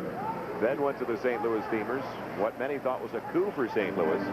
He played 3 seasons there, and he never had the point production they thought he would. All 3 seasons, as a matter of fact, he was right around the 55-point mark. 54 one season, 57 another, and 55 last year. They had thought, the St. Louis Steamers management, when he came in, that he was the answer. He was going to be the big man up front, getting a good 70, 80 points. It never materialized, and when he asked for a 6-figure contract again, they just didn't want to fork it over. He obviously wants to win so badly coming back to New York. Well, Greg Levecka has not let us down. It has been an up-and-down game, mainly because that's the way the Express wanted to play it, and the Lazers gladly took it. 39 seconds, and Milano is on the field, along with Kitson, Beto, and Mocallis, all great ball handlers for the Lazers. Free kick coming up for David Bursich and the Lazers. He wants to avoid the 3-line violation and keep it in play. He does exactly that, but with a Milano, loose ball, kicks it in Milano, and cleared away by Collins to Chris White. 30 seconds left. Pesa, will he let it rip? Yes, but he goes for the pass instead. White block, Kitson tries to bicycle almost. Davis, now Giannetti, and a hit and a goal from Mark Leverage with 15 seconds left. And the Lazers right now coming apart at the seam. What happened there was the Lazers got caught upfield. Kitson, Beto, and Milano are looking for the empty net goal. And you have to say to yourself, how can this team get caught upfield when they have to protect a 2-goal lead for only 39 seconds? There's 16 seconds to play. The Lazers are just outmanned defensively. Mocallis is all by himself back there. Bursich with no help. 8-7. 15 seconds remain.